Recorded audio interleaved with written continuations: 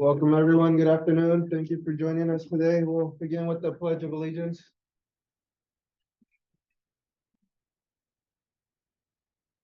The pledge of allegiance to the flag of the United States.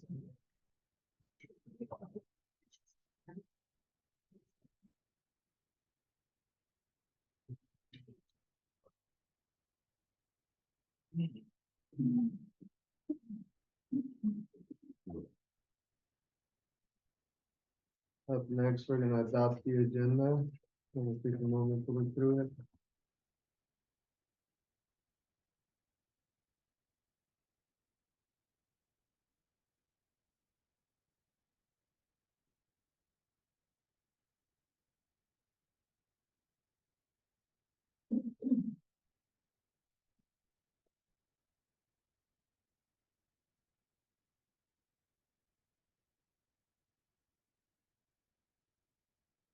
I move the motion to accept the agenda as it was presented.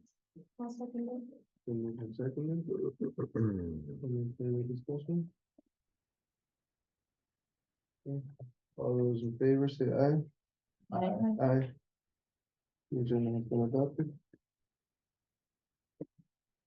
Next today, we have public comment. We have Althea Bean with us.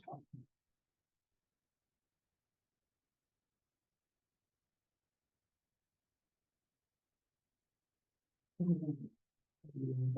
Althea Beam. I'm a sixth grade math and science teacher at French Prairie, and I want to talk about testing. Our students spend too much time testing. We already know that our students are lacking in English reading and math skills. We don't need to test them more to find that out. We need to provide our students more time learning to become better readers, writers, and mathematicians. When I started teaching in Woodburn, my students received 350 minutes of math per week. They now receive 233 minutes of math per week. That is 1/3 fewer math minutes. Reducing student learning time so that we have more data isn't solving the problem. Students need more time on task, not more time on tests. We've already spent 4 class days taking the district math tests. This week, we will spend 4 or 5 days taking the state OSA tests, immediately followed by the MAP tests next week. That is a total of 16 class days spent in math testing. Almost 10% of the students' math time is spent testing. Time lost for integrated ELA is extreme. A language arts teacher shared her data with me. Her students have spent 7 class days testing map reading. They plan to spend 3 more in June. They spent 12 days testing ELPA and 8 more for the OSAS ELA, the state testing. That's a total of 30 class days. Almost 18% of the school year was spent testing. The majority of our students also take the MAP Spanish reading test 3 times a year. Our 8th graders spent days taking the state science test and another day or 2 taking the language proficiency assessment. What do we gain from all of the testing? Stressed out students and teachers, numbers that we can look at and discuss in meetings, and a huge amount of lost instructional time. Our concern now is the spring MAP tests, which start this week. How valid will these scores be for students who've just finished the state testing? Why should they even care at this point? In order to test again this year, teachers are cutting back on high interest student projects so that students can yet again sit at a room with a computer, take up to 3 tests in a day over the course of a week. The OSA tests are mandated by the state. MAP testing is district driven. Administration can stop this disruption of learning. We don't need one more point of data to know what to do. Our second concern is that the district might change the way we test to make it more efficient. Testing is not about efficiency, it is about student growth over time. We've seen no evidence that efficiency improves test scores. We would like to continue to test our students with a teacher that has taught them the content. We would like to continue to reduce stress during testing by hearing that familiar voice, seeing that familiar face, and realizing that the test is related to the work that they have done in this class and not just a random test that everyone takes every couple of months. At French Prairie, we've advocated for taking ELPA tests in February instead of January, since many of our students visit family in Mexico during December and/or January. This allows us time to spend with students in January, speaking, listening, reading, and writing in English. Our ELPA school scores are not stellar, but they are higher than the district scores, and they're even higher than the state scores. We believe that part of our success is the attention given to preparing our students for the test and reducing anxiety during testing. Testing efficiently might get their test done sooner, but I doubt the results would be as good. Thank you. And I've attached the ELPA scores to the letter. Thank you.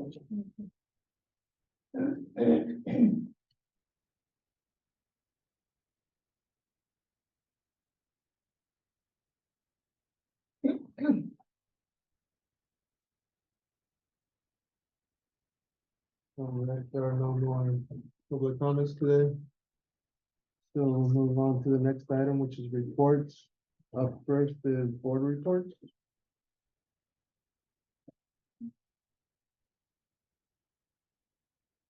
Volunteer. I think right now I only remember attending, the Cinco de Mayo.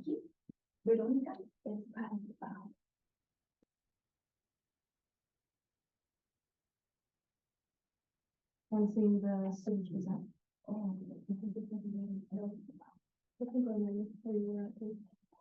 forgot about the.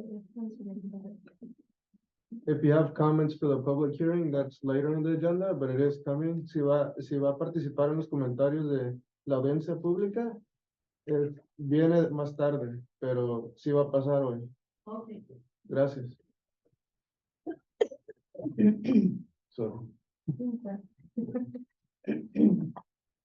Last week I attended the Willamette Academy for, it was a graduation for the students obtaining a technical career.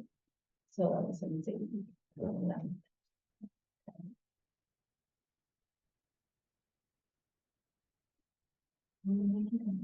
I also attended the Cinco de Mayo celebration here in Woodburn, with David.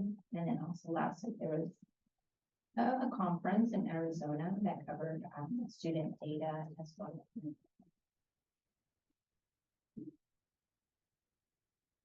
I did the same conference as board member Legaspi in Arizona. It's great to hear from folks across the country who are doing this work, and also understand how we can be more effective as board members.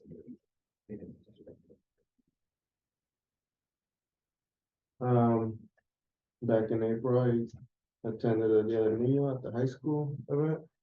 It was great to see all the families and students and pass out, little bookmarks and crayons, and brought the family over. So it was a good event for the community. In addition, I've been in talks with OSBA to get guidance on the new superintendent hiring process, and you'll get to learn some more about that later today.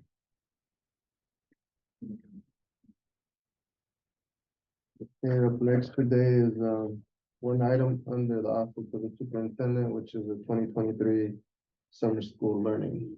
All right, thank you. My summer school folks, come on up.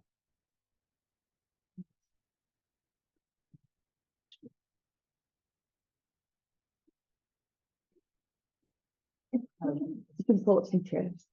You can pull up chairs, yeah.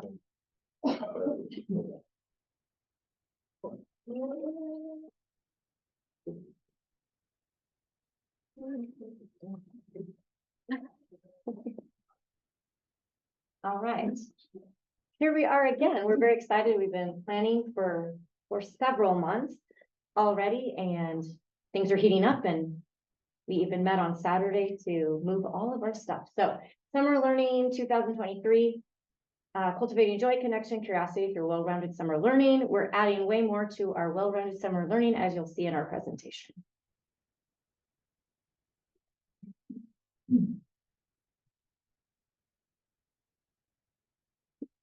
Oh, sorry.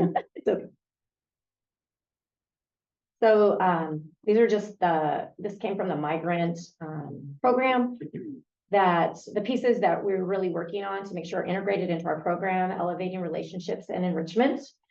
And we've added a lot more enrichment this year, integrate well-rounded learning and work that matters. We're trying to really be focused on reading and writing, and then a lot of fun things for students this year. engaging students and families. So we're having as many opportunities as we can to invite those family members in. Deepen community partnerships. We're trying to have community, build those relationships with community that will come in and help us during the summer and support our students. Ensure mental health and well-being. So you'll see our cell included in that, and just building relationships between teachers and their students and students and students. Hire effective educators and invest in professional learning. So we're hoping we pull all of that together in this program this year.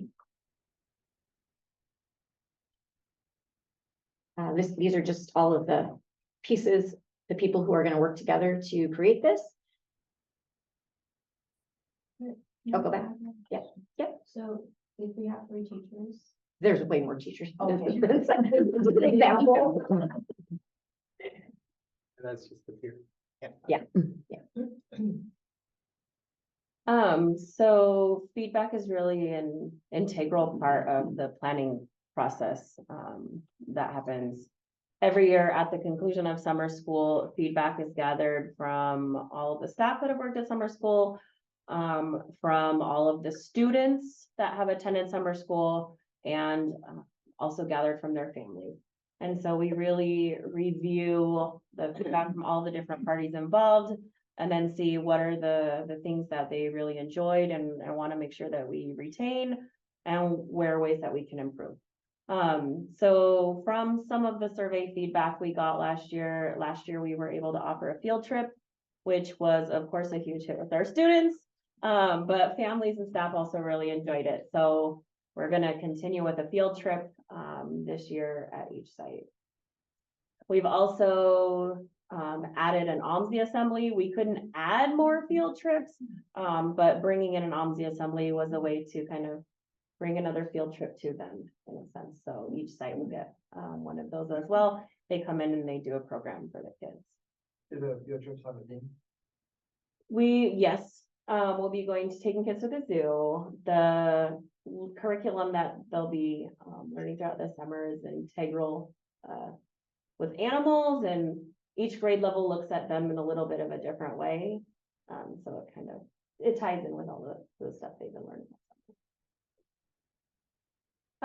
For parent nights, there are 2, one at the beginning of the program and one at the end. Parents' feedback from them was that they really appreciated being able to get to meet and get information before school started, and they loved seeing what their kids had learned at the end. So parent nights will be staying that way this year. We did have some PE last year. It was run with a classroom teacher, and feedback that we got was more PE.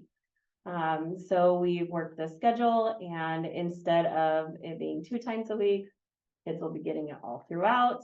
And instead of with a classroom teacher, there will be teachers hired specifically for PE in order to be able to offer that to kids. We also had a request for more enrichment classes, ways to bring other things in, make summer school more fun. Kids did do some art, but we have some additional enrichment opportunities that you'll hear about in a little bit, but that we've added in this year to make some changes for that. And then to overwhelmingly continue field day. That's kind of a way to wrap up the summer, and staff, students, and parents all wanted to keep that going. So we're going to look at this slide and the next slide, and these are a little bit just a comparison between the years. Last year was a much larger program. We had all 3 elementary sites. We ended up pushing Nellie Muir over to the Washington site due to lower numbers. Middle learning program at Valor is actually that's the same as last year. Everyone was invited last year. We were able to invite anyone who wanted to come. We did a focus on our migrant, step, and foster families. They were all called specifically, whereas everyone else got an invitation through the mail. Migrant out-of-state students were all housed at Lincoln last year. After school club camp program all day, and after school club camp PM program. A lot of our students from the morning program went to the extension of that. And then for this year, it's changed a little bit. Due to funding, due to sites in general. So we're at 1 elementary site this year, Heritage only, and they're due to maintenance that's going on in all of the other, Sorry. due to all of the other, maintenance work that's going on around the district. Our middle school program is at Valor, so we'll be at the Heritage Valor site, all in one place. We were able to offer the program to migrant students, McKinney, Bento, and students in crisis. And all of our Washington Elementary students were invited because they have, I think this is their last year of their grant. We have our migrant out-of-state students still coming from California. We're expecting more than usual, although that's always, when they arrive is when we know how many we're going to have. And then our after-school camp program will be all day, and we will have our students, some of them from the morning program will go on to the extension of the day in the afternoon with them. Good question. Is there a reason why you're expecting more, from California this year? We've been told because of the weather there, all the rain, that there's less work for them there, and so they're expecting more families to come. Okay. I was gonna say, because it's similar over here when some of the crops have gone bad as well. So I was just curious. Yeah, and that's just what they're hearing. It's often difficult until they start people start showing up that we know how many students we have. So I know last year, as you mentioned.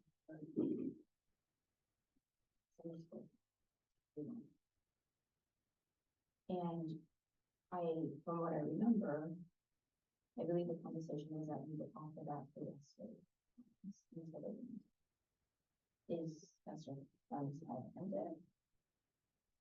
Jen, you want to talk to that? I think the bigger issue is that there's only one building available. So there's only one site that we've been told is available for housing the elementary program. So that's the biggest thing with the space constraints that are there. Sorry, so available.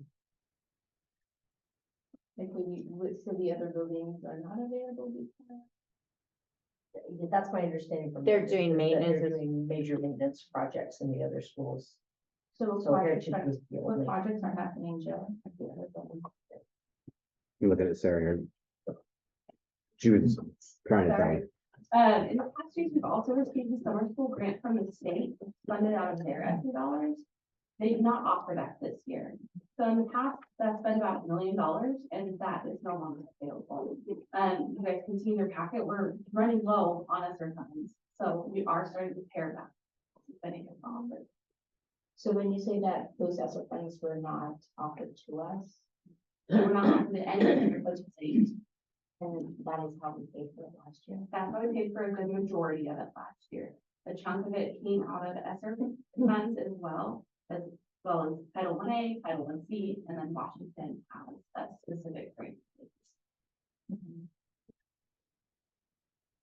So can you help me understand how last year we had a conversation that we could offer summer school to everybody for the next couple of years?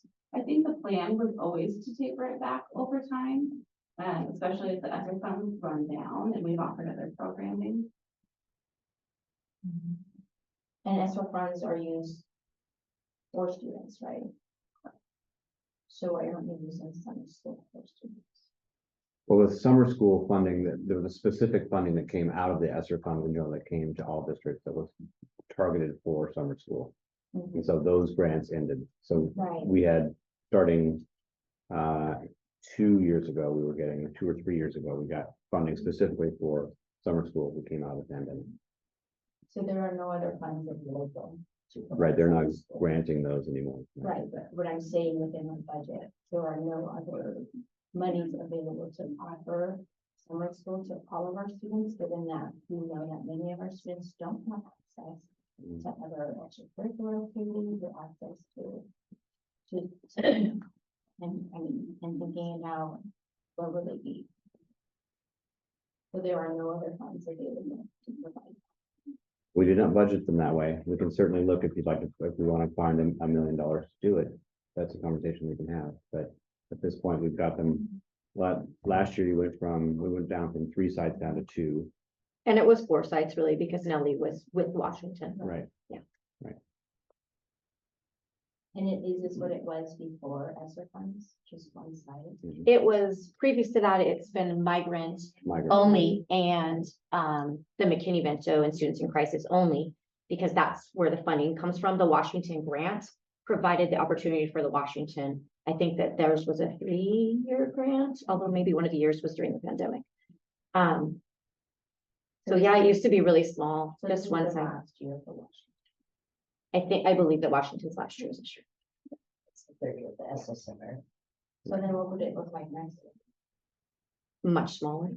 Like, it's usually like a program before any of the ESSER money was about 250 for the elementary and 150 for the middle school. I would just think if we had a certain. It would affect the-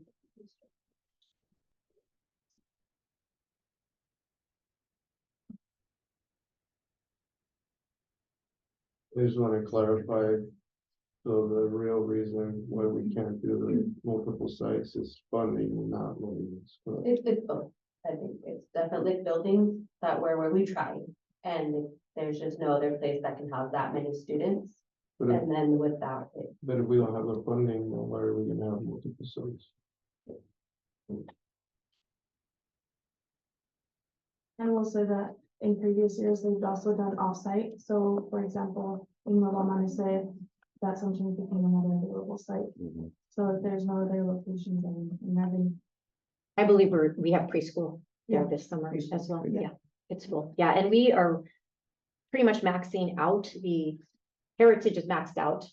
And with us sharing after school program at the middle school, we are almost at capacity there as well. There are a couple of extra, there's probably one pod of classrooms left. So have we tried to figure out, like, for sure, there is no absolute funding to make available? So this upcoming summer school is the same as it has been in prior years, prior to the other two that happened when we got the summer school grant. So the normal summer school is usually Migrant McKinney-Vento. So it's the more normal size that happens across everywhere. So No, but now we have ESSER funds. Those haven't ended yet. Is what that's what. correct, but those are all mixed in with all the rest of the expenses. So we did not look at those for this. We looked at putting this back to where it was when we did not get summer school targeted funds. So this is back to the original program of Migrant and McKinney-Vento. That answers my question as to why we're not using ESSER funds to provide a direct.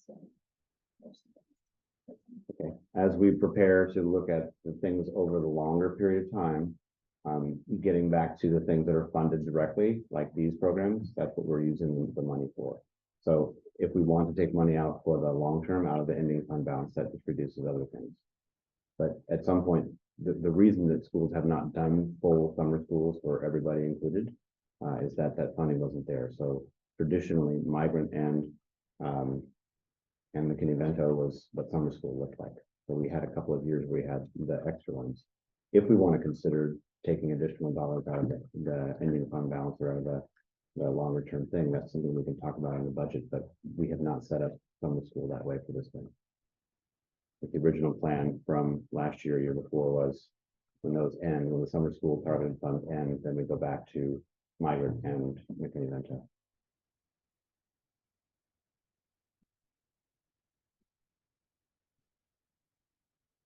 As of right now, we have about 476 kids in the elementary level with that 4 Spanish strands, an English strand, and 2 Russian classes, 2 ELLs as well.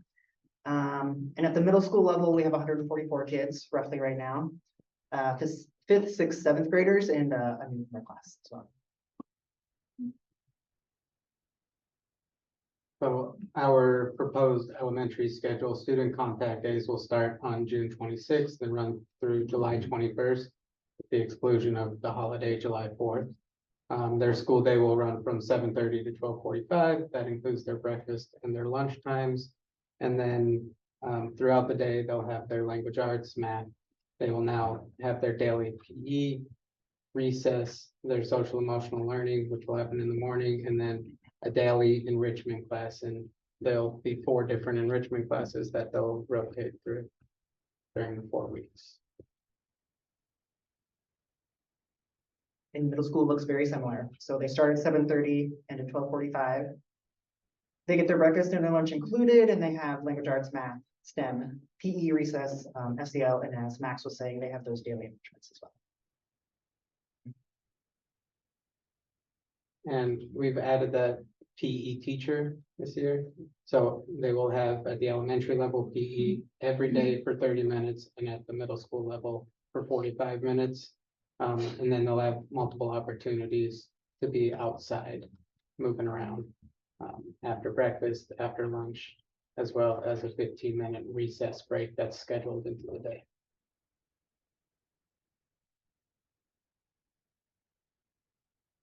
Our curriculum for elementary, we have the informational reading, writing that they're going to be doing, which is the animal focus for each of the elementary classes. It's different. At the middle school, it's some weather and climate, I think some geology, and they do animal adaptations for 7th grade. And math is a focus for each grade, has a different strand. And we try to integrate as many fun games with that. We want their learning to be more fun in the summer. There's a guided reading piece for elementary that really builds the reading and language skills. That is more to the level of the student, whereas our informational reading and writing is more kind of a core for everyone. And we will use, we have to collect evaluations to show the growth of our students. We'll have weekly exit tickets and pre and post assessments. Middle school is very similar. Our literacy is the same company, American Reading, which they do the informational reading and writing research project. If you come on the last Thursday of our program, the students will all have their books out and they will be sharing them. They did last year with families. It was a great night. And parents were really proud of them. And the kids were really proud of the work that they'd done. Even the middle schoolers who wanted to hide them at first.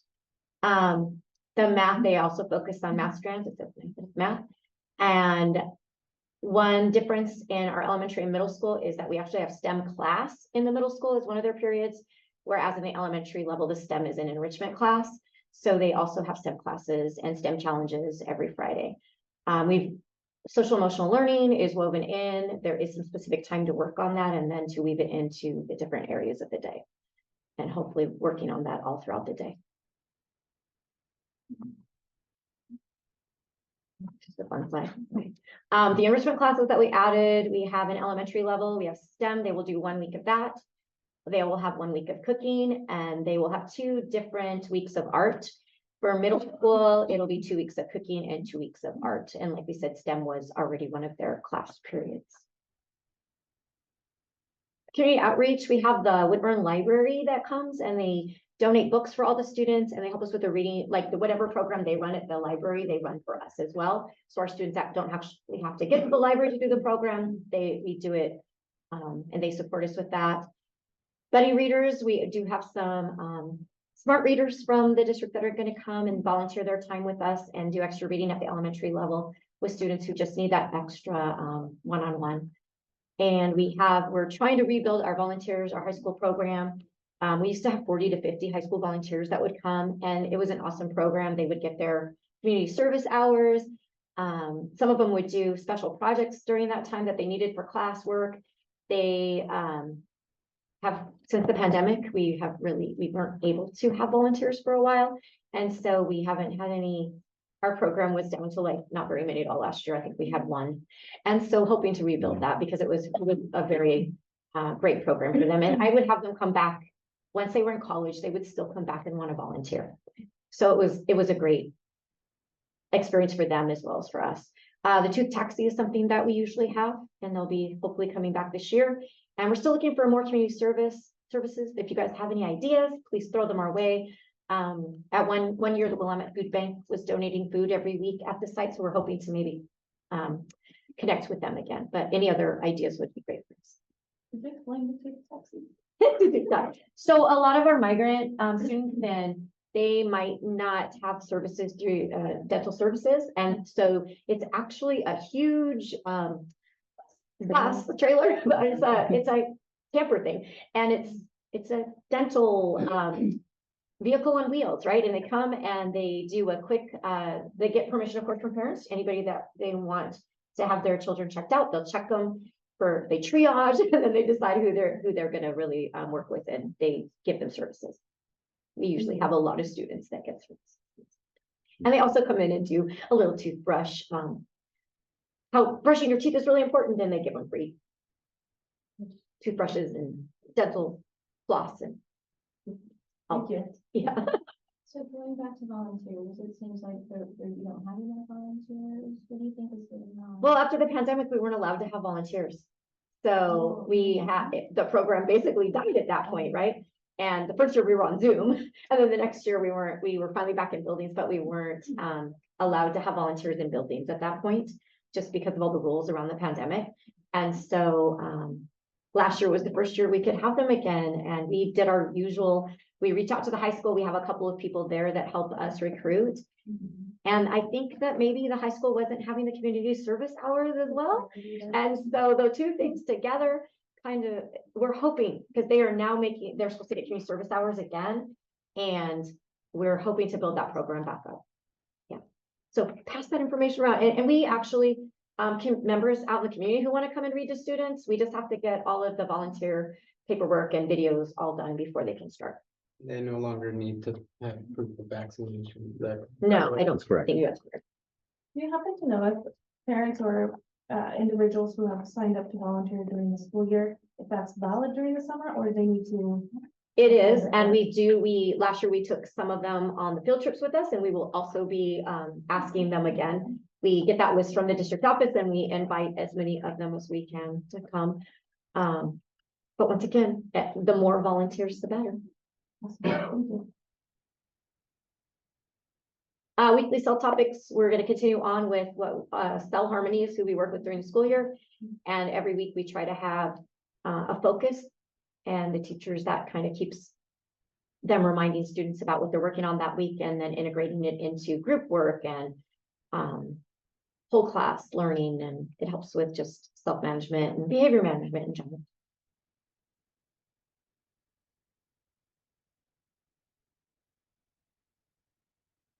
Ready? You weren't sure if you had questions about after school club. Yeah, I thought we had moved this slide there, but it didn't. So we do have information if you have questions about what after school club will look like, but we weren't sure if you would have. Is it still gonna be separate? Because I know you usually have the summer school program, and I know you're going back to what it used to be. So at least from my understanding, there's the migrant summer school program, and then there's the After school club. Yeah. Yeah, so this year we're gonna go back to what our old model is. So we'll have an all-day program for the students that can't maybe go to summer school because it is more limited. And then we'll have a PM program that the students that did go to summer school in the morning can come to us. So it is a cost. If they want to come to us all day, there is a cost. And then if they want to come to half day, there's a cost for that too. But our migrant and McKinney Venture students and some Washington students will come because And then we do get sometimes safety referrals, like children who maybe aren't a McKinney Vento student or a migrant student, but just don't have a safe place to be.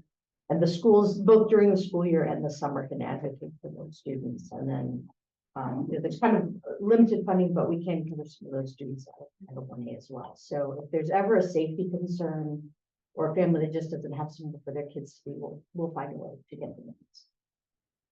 So it sounds like students who fall under the migrant program. Yep, migrant and McKinney Vento. And then some students, because of the Washington grant that they got, they're able to cover.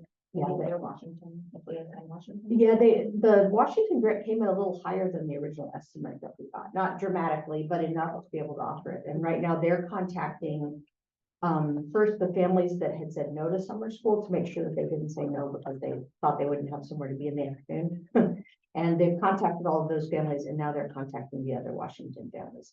So that grant came in. That's always a nice surprise when it comes in higher than what you were originally quoted. So that was one of the priorities for Washington, was to get some of those spots for students. And so the after school program. It runs until 5:45.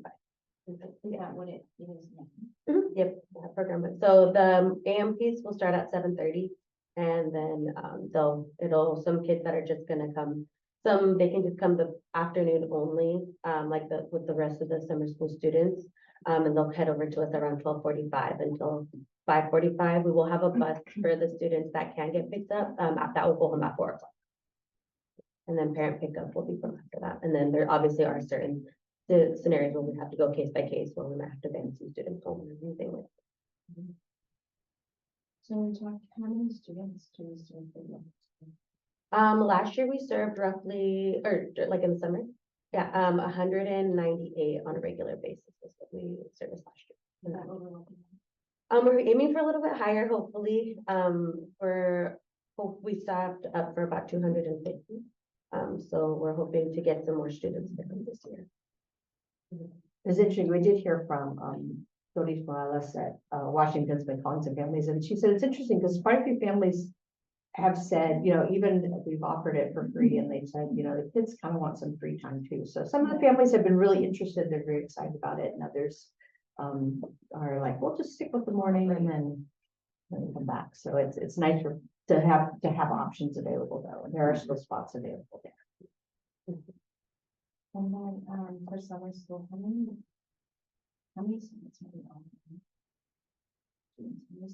We had those numbers too. We had 400 and something. Yeah, 400. The numbers that are there are the students that have confirmed. There is a much higher number of students that qualified as either migrant or McKinney-Vento that were also invited. And we're And still de- working on and this list, right? declined. Yeah, we're still Yes. calling families in. Yes. We have right now with the 5, we were shooting for 20 students per class, so that would be 100 per grade level. We did our middle school program, a lot of, we usually have a full almost 100 for each grade level. We ended up collapsing 6th and 7th together because the students aren't wanting to, the parents are asking them, do you want to go? And they're saying, oh, I just want to stay home. So the parents aren't making them come. It's kind of a new thing. Usually we have a pretty full program, but A lot of fifth graders though, fifth grade is full because that's still kind of elementary mindset, but the middle schoolers are less wanting to be in school. This is not including our Cal. Yeah, we want, and we always have to leave a little bit of space open because we don't know how many students are gonna come. And so California students, they come under Migrant. They arrived really late last summer, compared to, they're typically here near the beginning of the program. But last summer, we were having students that were coming just in a week or two. And then we still are gonna offer the early morning care for families who have to leave for work early in the morning, so starting at 5, 8 a.m. A lot of the families will stay at the 2 migrant camps in Woodburn, and so we bus from there and we try to give them extended hours just to help meet their needs better.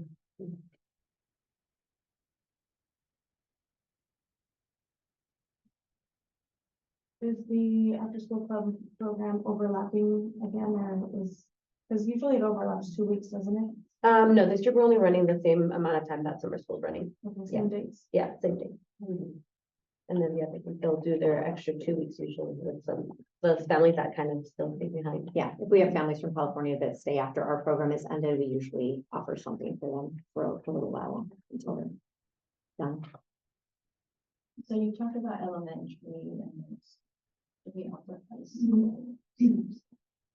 Yes, the high school really operates their own, it's operated separate from this, so they typically have just like our 5th graders will go to the middle school, the students who just finished 5th grade, the students who just finished 8th grade will have opportunities at the high school, and it's more focused on credit recovery programs and I know that they were talking about changing things up this year, but I don't have all the details. So the high school typically likes to organize their own based on, they look at the credit needs at the end of the year, what classes are students going to need the most, and they frequently target kind of the freshmen going to sophomores and then the students who are rising seniors as well. So they do a little of their own design that's more focused on trying to get kids either on track or back on track for graduation. So that would be the.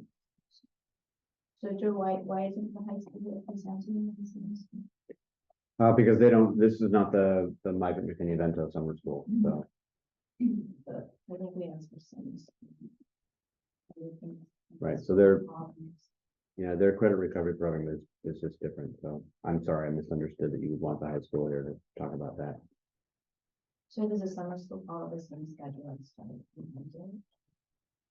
Not always, not typically, and we, sometimes we even share teachers, so some of our teachers will end up teaching for them, so I don't know their dates. In the past, and I don't want to speak for what it'll be this year, in the past, they typically do like kind of a June early summer school that's partly targeting, occasionally they have seniors who didn't quite make it, and they're trying to get them finished by the end of June so they can graduate with their class. And then they typically do 2 sessions that are kind of like the last week of July and into August, and students can do 1 or more of those programs as well, depending on which credits they need and how much. So then again, the high school is mostly focused on students who. Typically recovery. They have done a kind of a, I know one year they called it Building Bulldogs. I don't know if that's still the phrase, but kind of a transition program for 8th and 9th grade to just get them familiar. But it's a smaller, it's a little bit more about getting familiar. They could earn, I believe they've earned a quarter credit in the past. And that as is a little, for all 8th graders? it was open to all 8th graders in the past. Now, again, We don't know that. yeah, not sure for this year, but that was it's more of a transition because at that point they're not credit deficient. So they just want to give them kind of a strong start. It's nice when they come into high school already having a little bit of credit under their belt. You're just experiencing. Yeah, for sure. Meeting the campus and some of the teachers.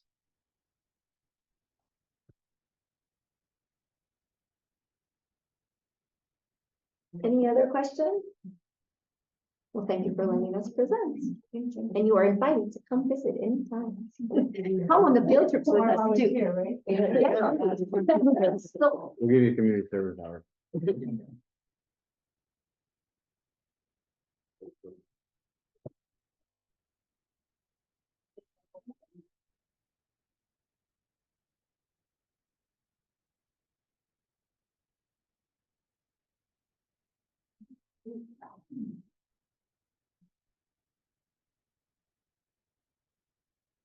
Right up next today, we have operations reports. So Bishop. To review our financial reports. Good evening, everyone. So you have in front of you or in your packet, the, through the April 30th expenditures for the general fund and ESSER. Again, this is not reflective of any of the negotiated increases that have not taken effect yet. So if you have questions about that, it is not reflected here. Again, no, it's not encumbered because you guys have not taken action yet. Nothing terribly exciting to report thus far. If you look, you did have some summer school questions. So if you look at this report right here, under ESSER 3, in the 1400 function codes, those are the summer school function codes. This would have been what we spent in ESSER only for last year's summer school. So it would have been what was paid in July, August, and September for last year's summer school. So just with ESSER last year, we spent over $1 million. Also keep in mind last year, we also had the K through, they broke it up, funny, the K through 8 summer school grant, which off the top of my head was about $700,000, and then the 9 through 12 summer school grant, which I believe was about $350,000. So we had that on top of these funds. We also still had the Title I-C funds, which we of course have again this year. We had Title I-A funds, which supports the McKinney-Vento students, and then the Washington Summer School Grant, which is separate. So that those expenditures are not reflected on this sheet, of course. This is just what was spent out of ESSER. So we had the 1.1 million spent out of ESSER, and then on top of that, everything that was spent out of the other funding sources. The summer school last year also said about Oh, easily over 2 million. The delta between last year and this year is, do you know what that is? I'm not off the top of my head, no. The percentage wise, it's like half or less than that. I don't want to make a guess. I honestly couldn't tell you right now. So up until about, I would say, a month ago, we were under the assumption, as was the rest of the state, we were going to get the summer school grant again. We were informed that like COSA and OSBA had stopped advocating for it because it was too late in the legislative session. They thought schools wouldn't be able to plan for it. So schools were pretty blindsided about that. And again, we did not receive those funds. And is that something that's available everywhere? No, it's not. The state had funded those summer school portions out of their ESSER allocation and then pass that along to school districts. So it was a 2-year. It was a year by year grant. Yeah, but how many years did it occur? We got that grant for 2 years. 2 years. Mhm. Yeah. 2 separate years of funding. The first year they did the K-8 grant, the 9-12, and they also did a separate childcare grant. The second year they reduced funding slightly. They did K-8, 9-12, no childcare grant, and then nothing this year. So next year we shouldn't expect. No, ESSER funding will be done by then, at the state level. Like in June. Yeah, because it has the same September cutoff date. So I guess there's a chance they might fund it, but if they didn't fund it this year, I would be shocked if they funded it next year. Would they receive extra funds at the state level? The state? Many things. They funded summer school, they funded literacy programs, they funded a whole host of things. They're not funding. No, they're not. So without sitting in that room with them, I can't tell you what they have allocated their funding for. And that you. Not necessarily ODE itself, it would be the state setting their budget. Yeah.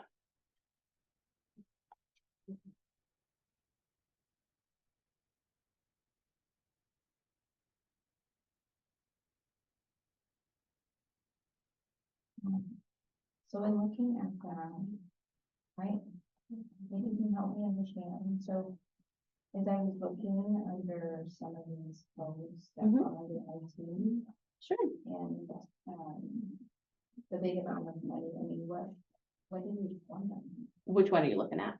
Are you looking at ESSER or general fund? I think it's for both. Okay. So the 2660 and the 2669 technology services and other tech services. Sure. So 2669 is E-rate funding. So we get allocated funds from the federal government that supports specific projects. So that supports what our contribution has to be towards E-rate. It's like a matching grant almost. So I believe you're gonna correct me. I hope. I believe they're doing switches this year is what the E-rate funding is. So essentially we get like 90% off of what the cost of this product is, but we have to match that certain amount. So 2669 is that matching piece. The federal government picks up the rest and we pay our very small portion. So it's a really great way for us to improve our technology infrastructure at an extremely low cost. So that's 2669. 2660 is just the general operations of technology services. So that's going to be staff costs. That's going to be Chromebooks that we bought for schools. That's going to be projectors that have been purchased. It is going to be a whole host of any sort of technology that has been purchased for schools or for the district in general. Did we buy projectors and Chromebooks? Yes, yeah, those are kind of continuously being purchased. And what about the under ESSER for 2660? We're close to $1 million. Yeah, very, very much the same. We have bought a lot of Chromebooks out of the ESSER funds. That's been a big source of the funding there. They've done some system-wide improvements as well. I believe this last summer they were replacing, not a tech person, so You're doing if I great, say though. this wrong, just don't try not to laugh. Okay. Routers, Mhm. yeah, Wireless okay. routers, yeah. They were replacing routers throughout the entire district. things like that. Again, without pulling specific detail, I don't know how much And your phone more I can services give you. connected to it. Phone services? Mhm. Yes. So if we're investing money into this, I feel like over email I've seen like something's always down. So. can you So help like today, understand? the internet was down, Right. which, So if we're investing all this money into IT. And Right, so because that- the core switch went down today. Again, that's being replaced this summer. That's one of those expenditures. The core switch that connects us from here out to the world, that's the one that is having the trouble. So that gets replaced. But that means we can't have everybody online while you do that, because it actually takes a while to switch those over. So that's one of the other ones. As we replace the outer switches that are in the buildings, then we're able to get to, then this core one will go out this coming summer. So that's one of the things that we're having the major issue with that. And also, as we spoke about before, the Active Directory services that didn't allow people to log in, all of those have to be redone. But unfortunately, that changes everybody's credentials and it has to be done when people aren't all here trying to operate, every student, every teacher, everybody else. So that happens. The most activity in tech happens over the summertime. So that core switch, when you read those things about it going down, that's what it's about. So. I guess it just seems like a huge amount of money. And so what does that look like as far as like, if we broke it down like percentage wise as to like salary, like actual purchasing, and Chromebooks or paper browsers, actual things that we need to, I guess, replace what isn't working. Like, what does that look like? Sure. So generally, when you look at any of the expenditures in the general fund, you're going to see, I would say 65 to 80% of the budget being salaries and benefits. Because that's the makeup of our general fund budget across the board. You guys see the little graph I do every year, and when 80% of the pie goes to salaries and benefits, that's really what's represented here, is salaries and benefits for most things. The remainder in the general fund would be stuff. It would be purchasing the switches, things of that nature. So then more than $1 million is going to. Theoretically, yes. Yep, in the general fund. And ESSER's a little different. ESSER has mainly supported purchasing of Chromebooks, things like that, doing some really much needed upgrades that came to light when our new tech director came on board. She uncovered a lot of things that needed to be fixed, which is fantastic. I'm glad we have the funding to be able to do that. But ESSER supports a good chunk of that because it was a lot of items that needed to be purchased. So again, just like when you look at the 5.2 million that we spend at elementary, 80% of that is going to be salaries and benefits. Right, I guess I'm just thinking our IT department is a few people. As opposed to elementary is. 40 teachers having and working plus more. So I'm just trying to figure out. I see 2 million, and then I see that we can't offer summer school.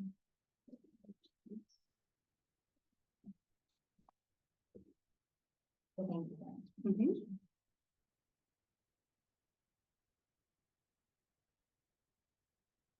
On there where it says legal services. Put that in now.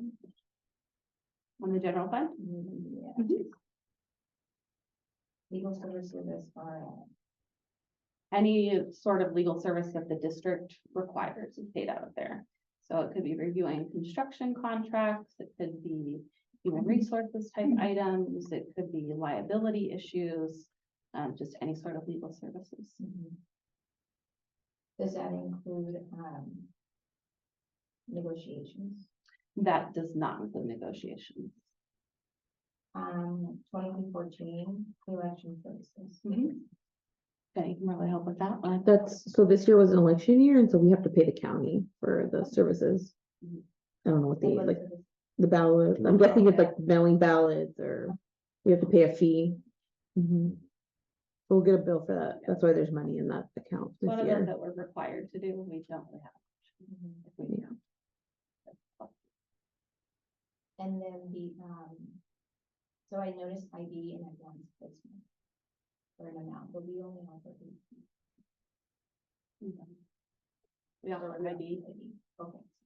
But on there, it's listed. On 1133. Yeah.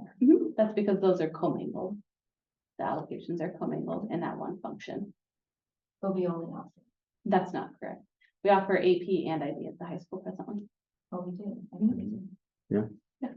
It's winding down, but there still are IB Oh, right. courses Oh, there. yeah. Oh, I see. And then my last question is, what is the MAC money. So MAC money is kind of unique. So, and I hope I don't butcher this, and Dana, feel free to jump in back there. So we are able to bill Medicaid for services provided to students by our staff. We have to match a portion of that funding from a non-federal source. So we have to match money, and it's not a 50-50 match. We have to match money from our general fund in order to receive money from that billing piece from the state and federal government. So in here, we've spent about $35,000 this year, and I would say easily this year, we've received over $100,000, if not more. So it's the matching piece of receiving that funding.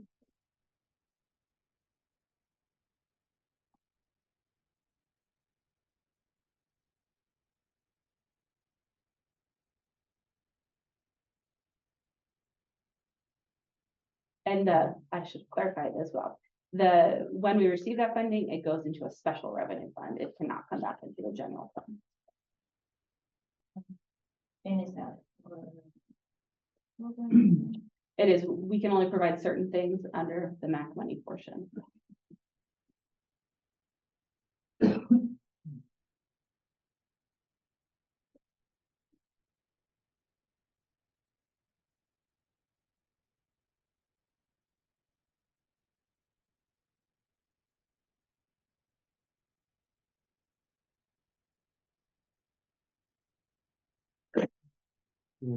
Comments, questions? Yeah, thank you, sir. Thank you.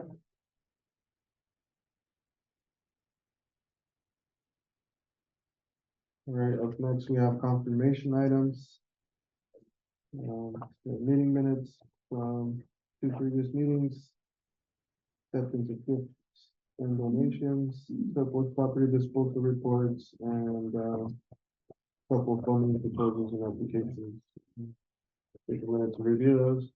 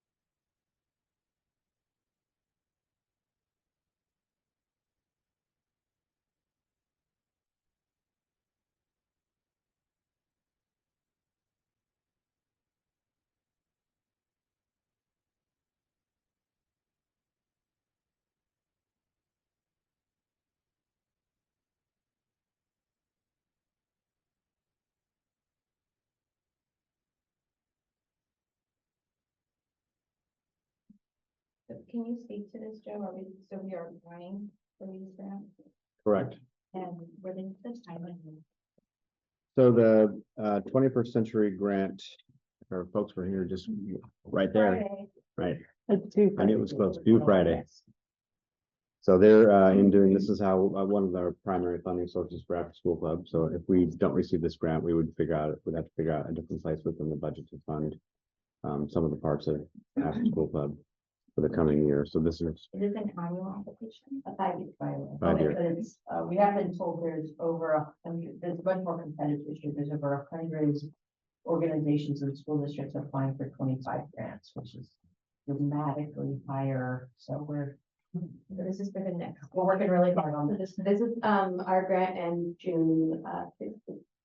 And then, we won't, be on Friday and we won't find out if we're awarded the grant until July. But then that will determine how the school year will work. And so the funding would start in the fall, or that's. Summer ASC actually is not covered by the grant. Our staff works on it, but that's why there's a fee associated with it because the grant, I'm sorry. They're not part of the after school club. Our support people. Right. Thank you. And so that's Friday. It's Friday. Are you getting support from Oregon for that application?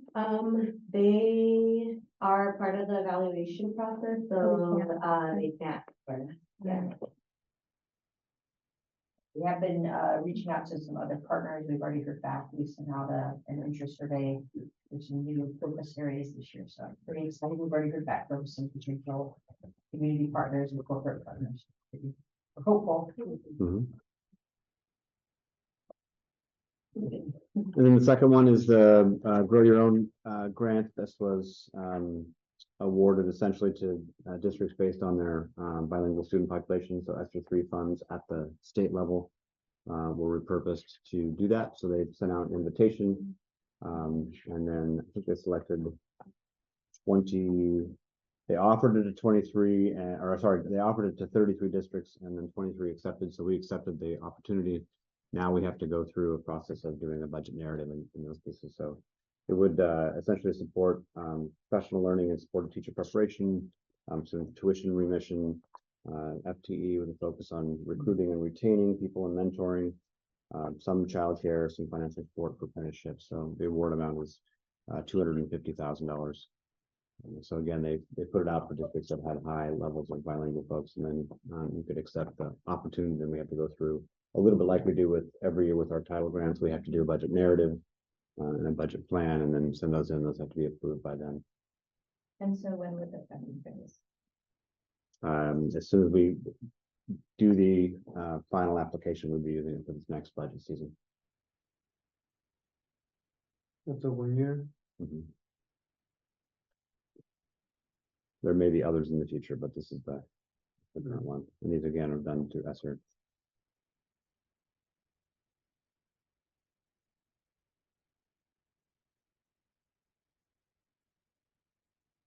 Motion? Are we able to make a motion to confirm all items, or do we need to make them separate? Yes. Oh, All right. I move that we confirm, meeting minutes for April 11th and 25th. The acceptance of gift donations and disposal of surplus property, as well as the two grants application. Moved, is there a second? Second. Any further discussion? All right, all those in favor say aye. Aye. Items have been confirmed. All right, we'll move on to board action items. There was no business today. We'll start with new business. Item number 1 is recommendation to approve resolution number 23-003. Adult meal pricing effective July 1st, 2023. come on back up, Sarah. Yeah, that's. I was going to ask you before. Okay, so what you have in front of you is a resolution to update our adult meal pricing. Again, our students are all still free. There's no charge to them. This would be if a teacher or a parent wanted to purchase a school lunch, this would be what we charge them. ODE requests that every year we go through an evaluation process to determine and make sure that we're not spending more of our federal dollars on meal prices, that the adult meal prices actually covers the cost of the meal. So this is us going through that process and updating the amounts that we charge to make sure the meal is covered. And if you read through that, there's some specific criteria that we have to look at while we determine that price. And it also says that they would establish a minimum price of $4.86, and that's at the end of the 24-25 school year. Mhm. Right. So stepping up for next year to $4.25, and then after that to $5. Is that minimum supposed to be applied for both breakfast and lunch? I'm just seeing that all the breakfasts are lower. The breakfasts are lower because the breakfast options are more inexpensive to offer. So that's why you see the lower price there. And the component that we have to look at for the commodities piece is a different price that we have to factor in as well.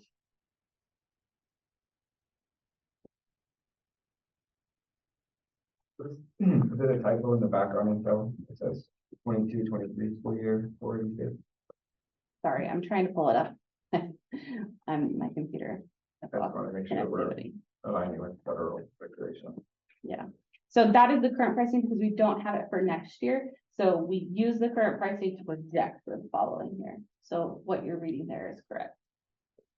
And again, ODE helped us through this process.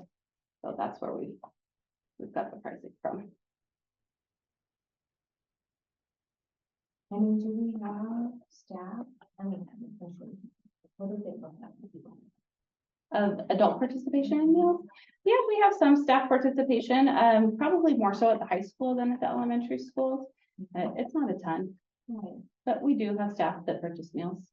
So if we left it at that, we could cover the other portion of the amount.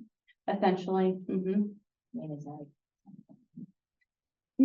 not necessarily at the moment, but ODE has said we can't do that. Because we're supposed to obviously take everything that we're reimbursed from the state to reinvest into the meal program for students. This is essentially, yes, I know there are staff, but it would be what we would charge someone who walked in off the street who purchased a meal. We can't subsidize that for them.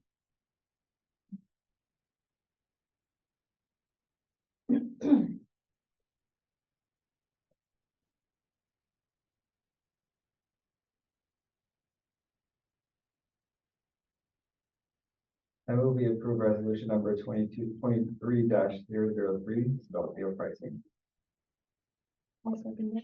Moved and seconded. Any other discussion on this? All those in favor say aye. Aye. Motion is passed. We need to read this document. No, the whereas, no, no really sign it.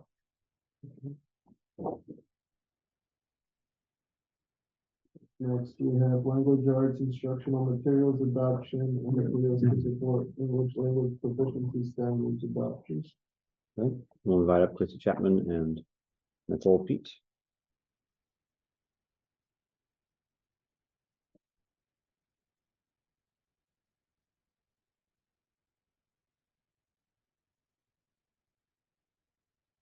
All right, good evening, Chair Bela Moreno and Superintendent Morlock, and board members. I'm Chrissy Chapman, the Director of Teaching and Learning, and Nicole Pete, the Assistant Director of Teaching and Learning. We provided a memo for you in your board packet that goes over the materials that we are proposing to be adopted for language arts and for English language proficiency. If you recall, last year we did a presentation on the process that we went through for this, and we had a couple of teams that wanted additional time to continue piloting materials before they made their decision on which materials they would like to move forward with. And so those teams have now finished their process and they've identified the, excuse me, the materials that they would like to move forward with. And so tonight we're bringing these recommendations to you so that you can make a decision on approval or not. I'm happy to answer any questions that you might have.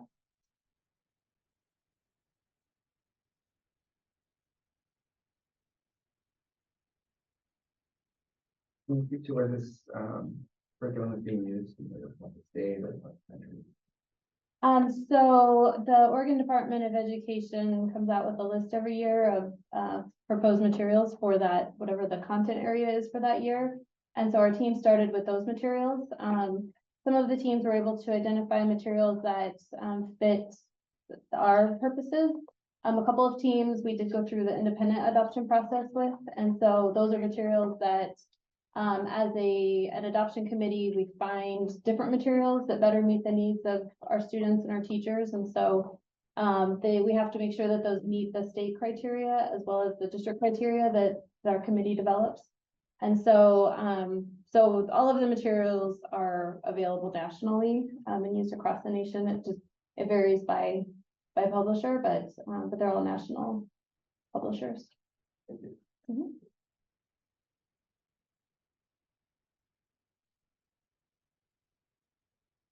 Do you know of other school districts in that area that use? For the ones that are on the state list, there are other, districts that are using them. And then, like, for example, the Spanish language arts that we presented last year, there are other districts in the state that are using those materials, and that's how the teachers found out about those. These are. Right, like I the know ones- there are school districts, you know, like specifically in Candy or surrounding school districts that specifically use.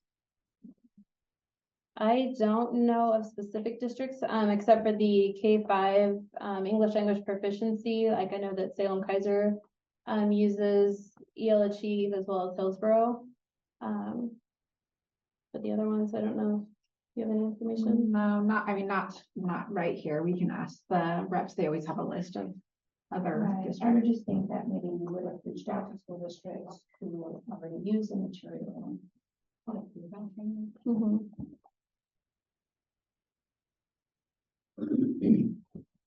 So here the Spanish ones have been finalized, Mhm. and then the English ones are the ones we're saying they're gonna continue to vet and then come back and finalize. Is that what we're saying here, or? are Yeah. they ready? So the English side, yeah, we're ready now to move forward. So yes, last year Spanish language arts went through the process and they identified materials that the board approved. And so this year at the end of the memo, so high school English language arts is now ready to move forward with a proposal. K-5 English language proficiency, 6-8 English language proficiency, and then 9-12 English language proficiency. And so those teams hadn't come to a decision last year, and now they have. Okay. And so then this will complete our adoption for the language arts and ELP. Mhm.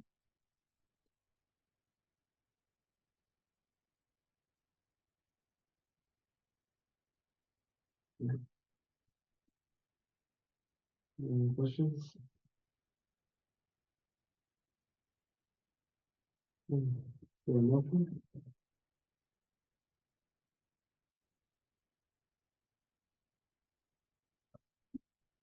Will we approve board action item 5.22?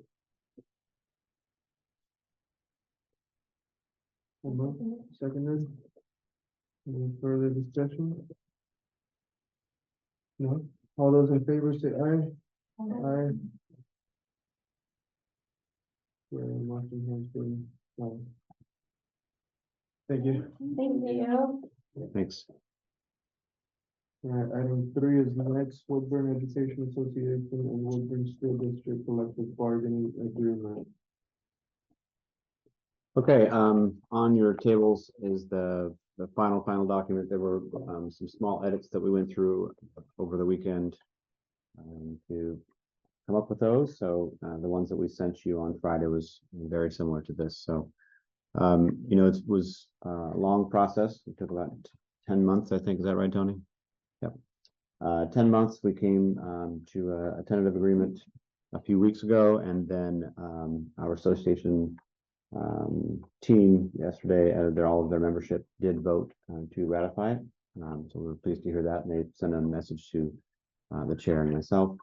And the members did ratify this, and this is a significant amount of work, I think, for both teams, and we're proud to bring it forward to you now.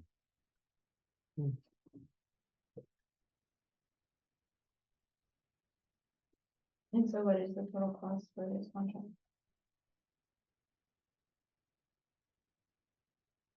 The total cost for the entire contract over the 3 years, I don't have any idea.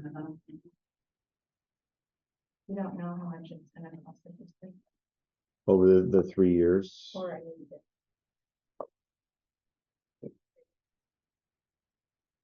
well, you can't multiply by 3 because each year the costs go up.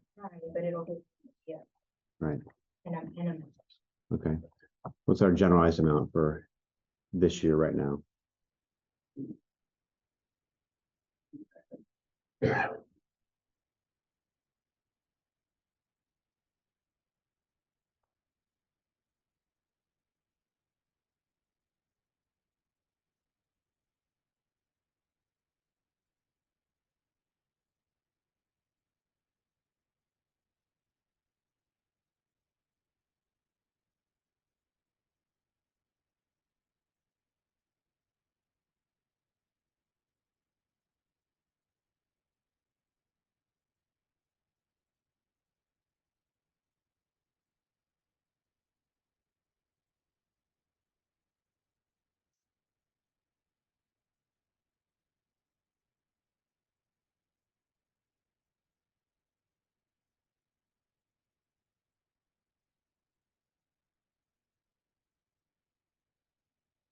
Over 3 years, it would be a little over 15 million.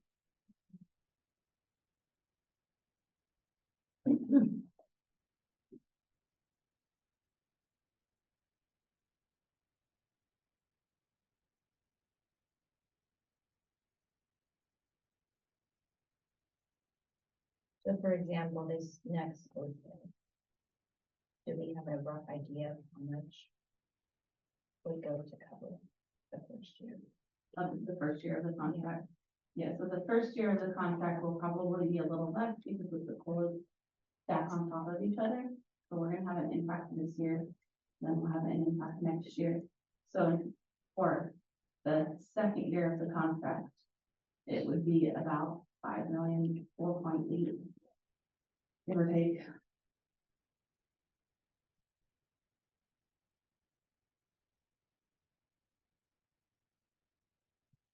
For this year?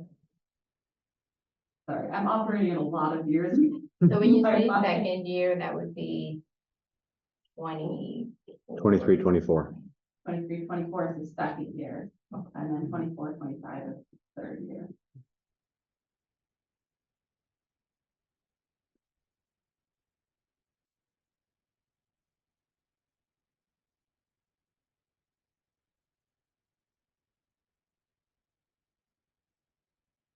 And so can you share exactly where these funds are coming? Exactly where they're coming from. So, do you want me to cut off, Brian?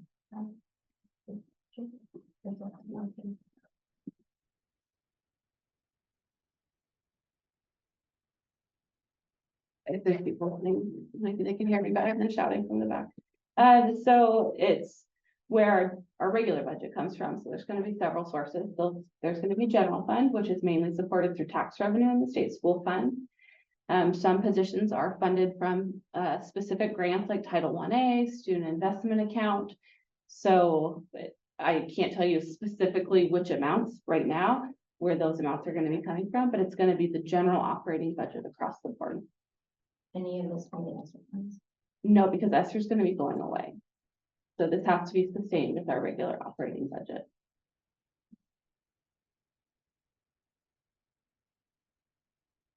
Where is this put, at the end of year 3? Do we have a forecast for ending fund? Are we within the policy on ending fund balance percentage? Well, we'll have to be within the board policy of ending fund balance. So yes, but that means we have to adjust to other things. So I really feel like I'm behind the 8 ball here. We just found out, I think this morning, that state school fund is going to be 10.2 for the biennium.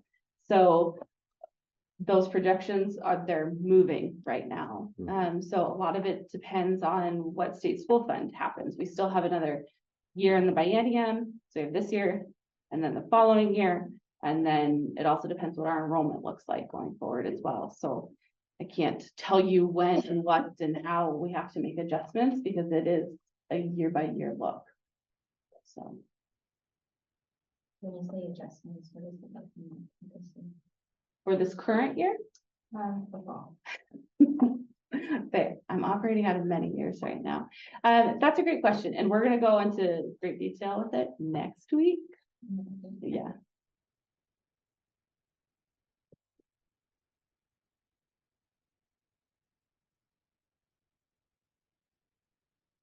Any question?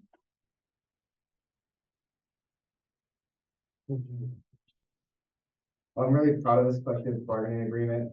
Really proud of not only our association, but our district. I think moving forward, this is a step in the right way, not only for compensating our educators in the classroom, but meeting them where they need to be and educating our students moving forward in this district. I think it's an investment that we need, and I'm excited to support the rest of this TBA.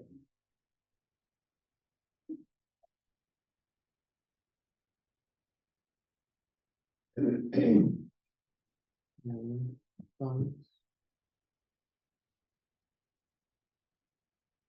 I'm nervous. Because there's going to be times.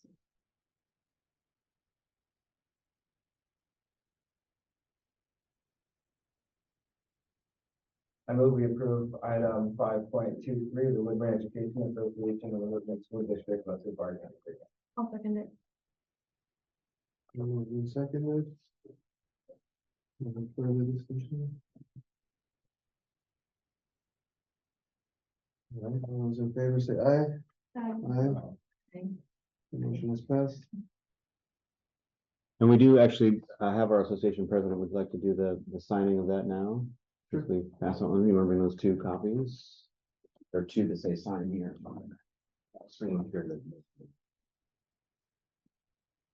You have a special pen for it? Oh, you got a nice one. The black one will show up. You might have. Ready? He's got a pen in hand, so. All right. What, blue? It is. How about that one? Yeah, let's do that. Okay. I have a pen.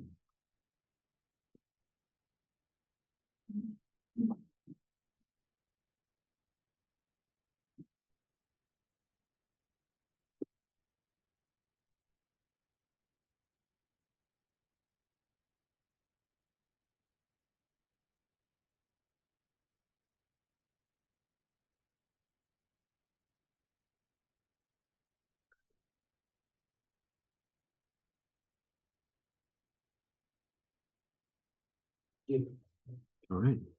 And one of those copies is yours. Thank you so much. Yeah.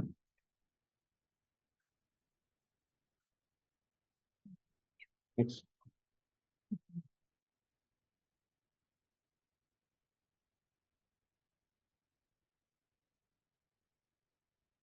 Next on today's agenda is item 4, accept superintendent resignation effective June 30th, 2023, and declare superintendent vacancy effective July 1st, 2023.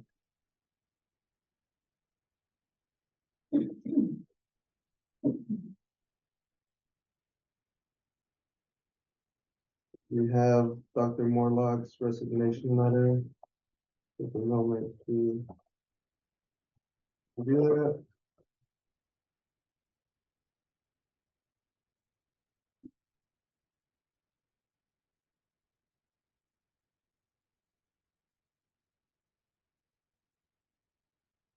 And I will move to approve accepting Superintendent Dr. Joe Morlock's resignation effective June 30th, 2023, and declaring the superintendent position vacant as of July 1st, 2023.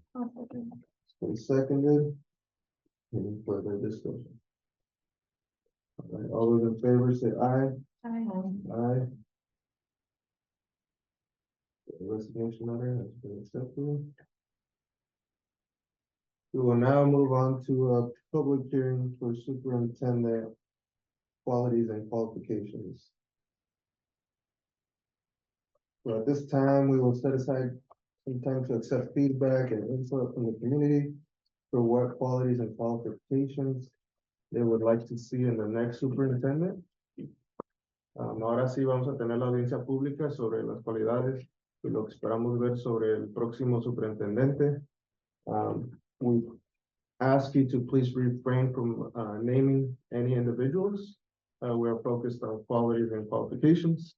Les pedimos que por favor no hablen de individuos, solo de las cualidades y lo que esperan de el siguiente superintendente, por favor. Bien.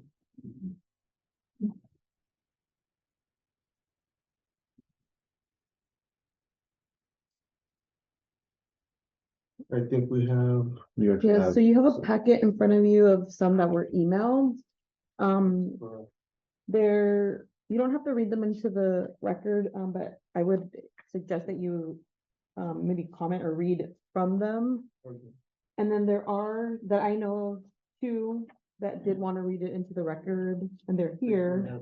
And then you can ask for more. Three? And then you can ask for more of whoever didn't submit it. okay. They can still read it into the record as well. So I'll start with the ones we received over email, and then, read the name first in case you're here and you want to share them, feel welcome to come up here. So Charles Sanderson is not here today, so I'm gonna quickly summarize his point. So, he had a handful of points. The first one is a coalition and community builder. He states that as a district, we are fractured and we need someone who can bring the administration, educators, and classified staff together to truly work in an environment rooted in trust and mutual respect. His second item is a commitment to dismantling systems of oppression. Item 3, someone who has a unique and powerful strategy to attract and retain outstanding educators of color and multilingual educators. 4, has a vision and the capacity to help Woodburn School District become the premier destination for educators and educational leaders who believe in equity, justice, and multilingual education. And the last one is someone who will examine our current workforce at the district office. So those are his 5 points. We also heard from Mavjuda Rabimo. Mavjuda, are you here? It doesn't look like it. So I'll read her points.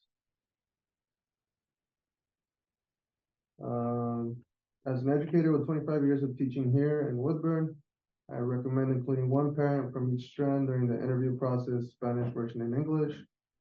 It is important to the person who will be our future superintendent to know the community and to understand our needs and hopes. I also recommend including teachers with a long time experience who cherish our program, our students, and our community. We educators are absolutely tired to see how new people in such a high position come and go. We need somebody who respects us as a community, learns the history of the program, learns many teachers' names, talks to us in order to know our opinion, and only after that make the changes. So that was Mavjuda's feedback.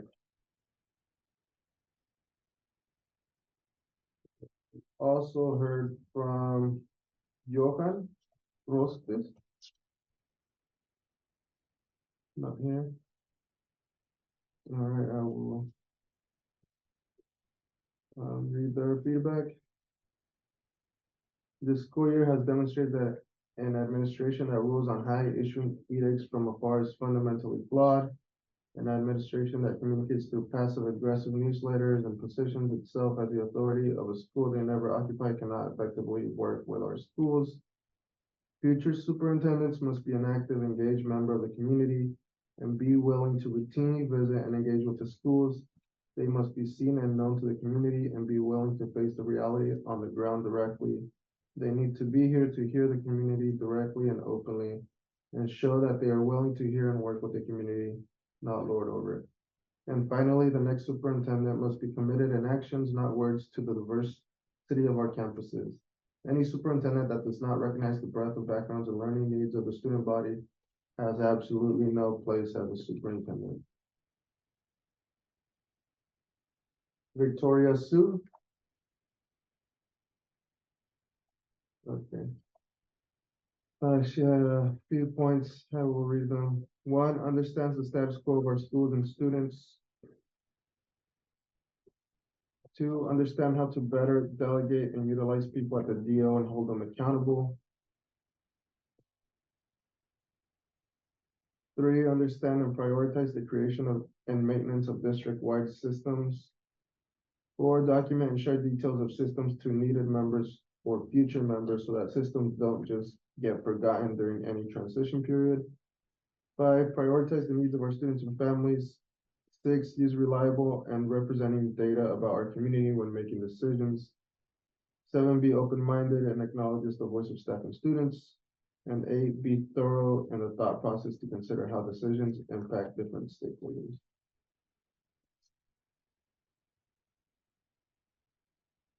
Next, we have Amanda Sasaki Scott.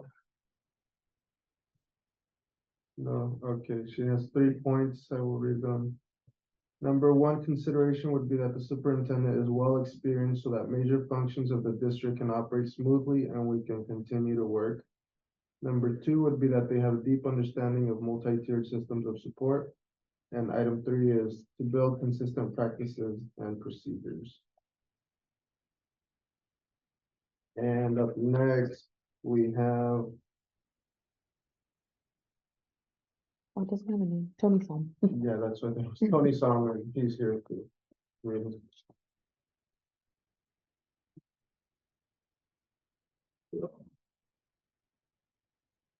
Good evening, members of the board. Superintendent Wella. I'm Tony Song, president of the Woodburn Education Association. I'm also a first grade bilingual teacher. I'm here as president of WEA to comment on what qualities we'd like to see in the next superintendent of the Woodburn School District. We've been through 5 superintendents over the past 5 years.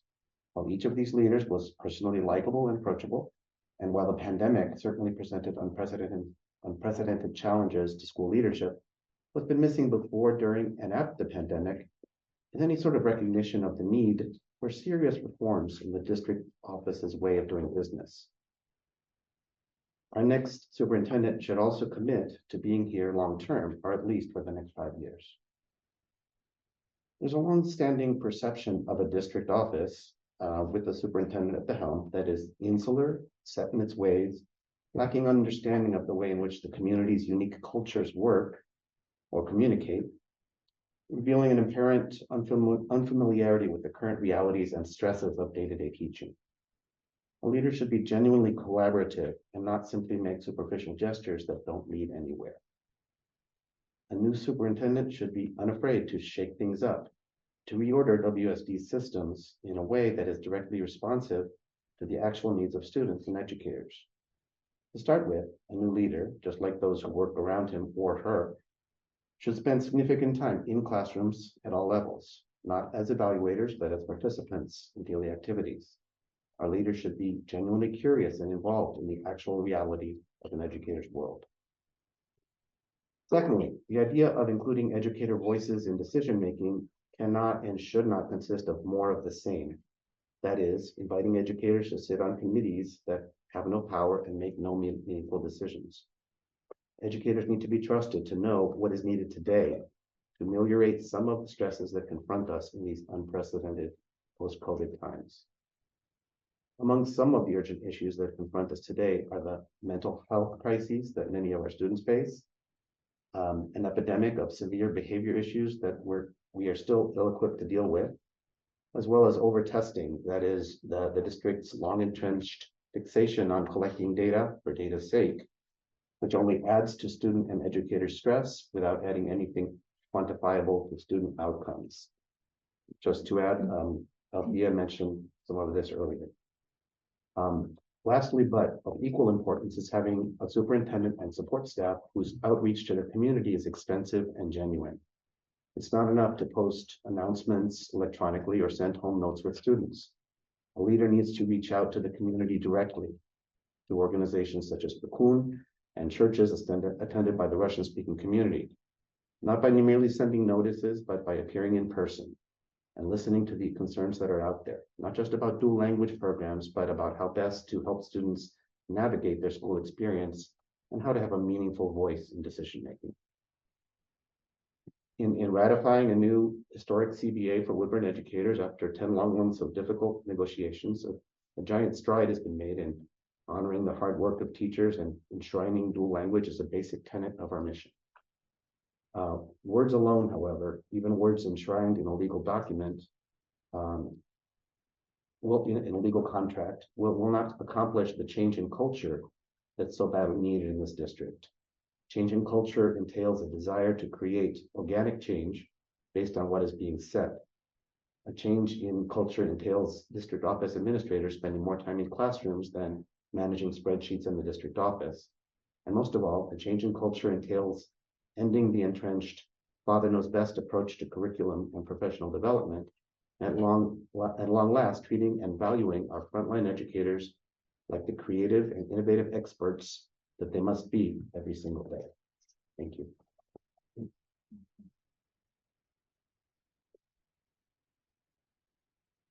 Next, we'll have Carrie Michelson.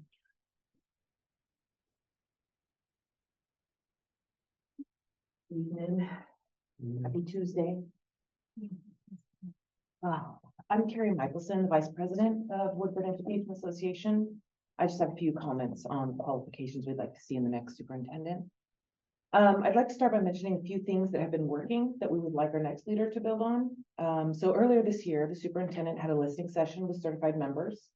This worked well as it gave him a chance to listen to members and ask clarifying questions for himself, and members felt like they were heard. We built on this at the district office level by having listening sessions done mostly by the teaching and learning department, which solicited educator feedback on what they want and need in professional development for the upcoming year.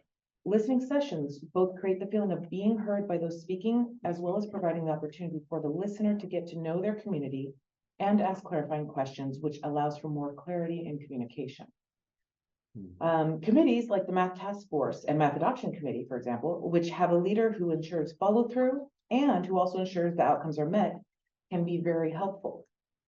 Unfortunately, most of our committees do not give the members a sense of creating meaningful progress, and this is something that needs to be adjusted if we're going to have a healthy system. So we need a superintendent who will initiate some systemic changes that positively impact our district's culture. We need someone who will monitor our progress as a district toward the goals on our strategic plan beyond spreadsheets and district meetings. We also need them to hold our other district leaders accountable for their part in reaching those goals in order to create meaningful progress. So to this end, we need a leader who's receptive to multiple possible solutions and doesn't stop with easy answers. They need to be able to think outside the box, so to speak, and when looking for solutions to problems, to not be stopped by the first obstacle.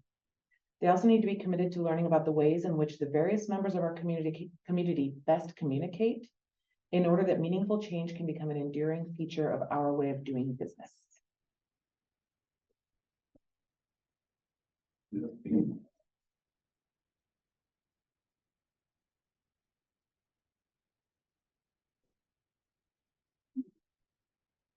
Okay, those are the ones I have here in written form, but now we're gonna open it up to anyone else that'd like to participate and share feedback on qualities and qualifications.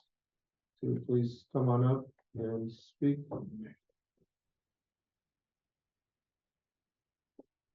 Esos son todos los que recibimos por email o por forma escrita. Ahorita invitamos a los que gusten pasar y compartir sus opiniones, sus ideas sobre las cualidades que debemos buscar en el próximo superintendente. Está bien. Gracias.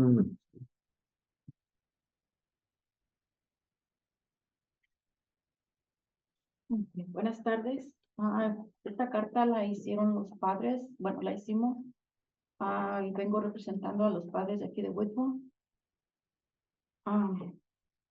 Y bueno, voy a leerla. Queridos miembros de la mesa directiva, quiero agradecer por este terrible año que nos ha hecho pasar los responsables de los fondos económicos, pero también ha causado eso a los padres de familia. Hemos tenido la oportunidad de informarnos acerca de cómo la administración ha mejorado el dinero que a nuestros parecer no lo ha hecho para ayuda de nuestros hijos a las escuelas. Lo que queremos los padres es lo siguiente: eliminar los siguientes puestos que solo desperdician el dinero que pertenece a nuestros hijos y no inventar posiciones para continuar dando trabajo a los compadres. Eliminar el puesto de asistente del superintendente, lo cual gana más de $170,000 al año. Eliminar el puesto de director de Safety, operación que se inventó cuando trajeron a las nuevas personas de recursos humanos. Y el gasto es de $153,000. Eliminar el puesto de las personas que cuidan a los directores, que suponemos también ganan más de $150,000. Porque tenemos esos puestos cuando somos un distrito tan pequeño, si tenemos otras necesidades. En esas 3 posiciones se pierden $500,000. En este caso, la decisión para contratar el personal es base, amistad o compadrazgo. Solicitamos que para la contratación del próximo superintendente, las características sean las siguientes: que sea un profesional que crean realmente en nuestro programa dual, que se involucre en las necesidades de nuestra escuela y nuestros estudiantes, por medio de contratar más maestros, asistentes o más ayuda al programa de niños especiales y profesionales para la salud mental.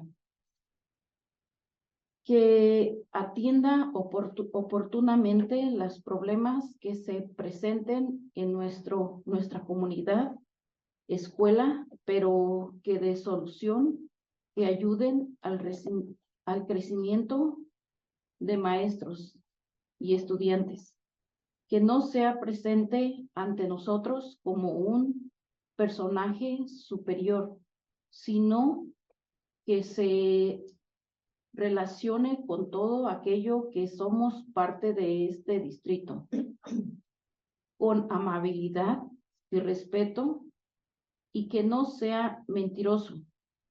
Esperamos que la nueva contratación sea para un profesional que no sea relacionado con este distrito, para evitar nuevamente el amiguismo y el compadrazgo. Pero somos todo lo que no evité, posiciones que no existen y que por ahí se fuga el dinero que debe ser usado beneficio de los estudiantes, como hacer ahora como estos últimos 3 años superintendentes lo han hecho. También que cuando hagan una encuesta sea en papel y no nada más en la computadora, porque nosotros los padres no tenemos computadoras, y que las preguntas sean honestas y que no sean con respuestas a lo que ustedes quieran. Que respondamos, que sean respetadas la opinión de los padres, aunque no sea de agrado al distrito, porque nosotros queremos ver los resultados de las respuestas. Por evidencia pasada, queremos un comienzo de honestidad. Agradezco la oportunidad de expresar nuestras opiniones y el ser de nosotros, los padres de la familia. Gracias. Gracias. Dice que viene representando al señor. Muchas gracias. De los padres aquí de la comunidad. Ah, Sí, ¿hay lo hicimos, algún no grupo? solamente yo hice la carta.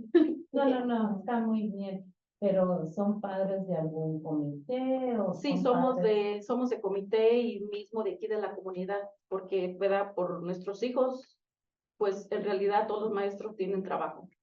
Y ahora sí que nosotros lo que queremos es lo mejor para nuestros hijos. Sí, Y lo que pertenece a nuestros hijos, quiero que sea gastado en ellos. yo sé que los maestros también ocupan dinero, ¿verdad? Pero también nuestros hijos tienen necesidad de aprender, de aprendizaje. Perdón. No, no, yo también tenía la misma pregunta. ¿Qué grupo es? Yo vengo del GPAC y del comité de valor. ¿De valor? Ajá. Y represento también a los padres. Gracias.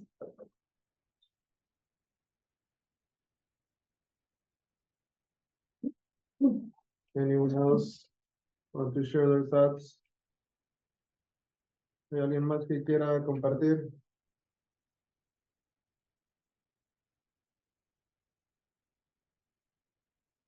Okay.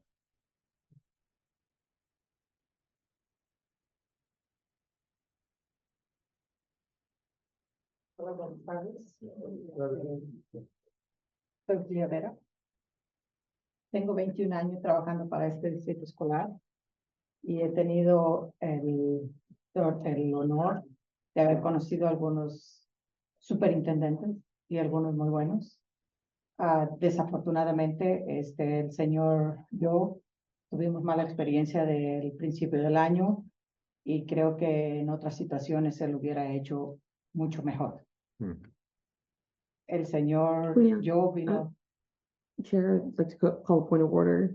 I would highly suggest that you stop her from talking about personnel issues. Pero quiero decir algo bueno del señor yo.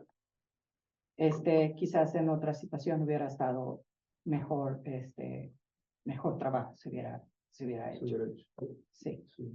Tuvimos la desgracia de tener todos estos movimientos de aumento de sueldo, de desempleo de personajes, se fueron muchos maestros, y fue un mal año para nosotros, los padres, y supongo para ustedes también.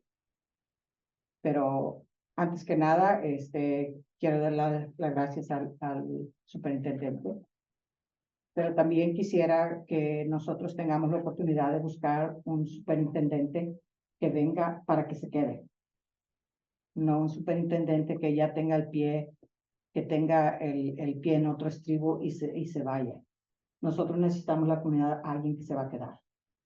No es posible que estemos buscando cada año y estemos buscando nuevos candidatos y eso está perjudicando la educación de nuestros estudiantes, el estrés que nos está dando a la comunidad, porque yo vivo aquí, el estrés que le está dando completamente a 30,000 personas, porque esto no nomás es la comunidad de la escuela, es un pueblo completo. Lo que yo quisiera que ustedes buscaran candidatos fuera de este distrito, un lugar que venga, que no conozca nada de nosotros, pero que sí tenga la visión de apoyar el programa dual, porque es muy importante para nuestra comunidad.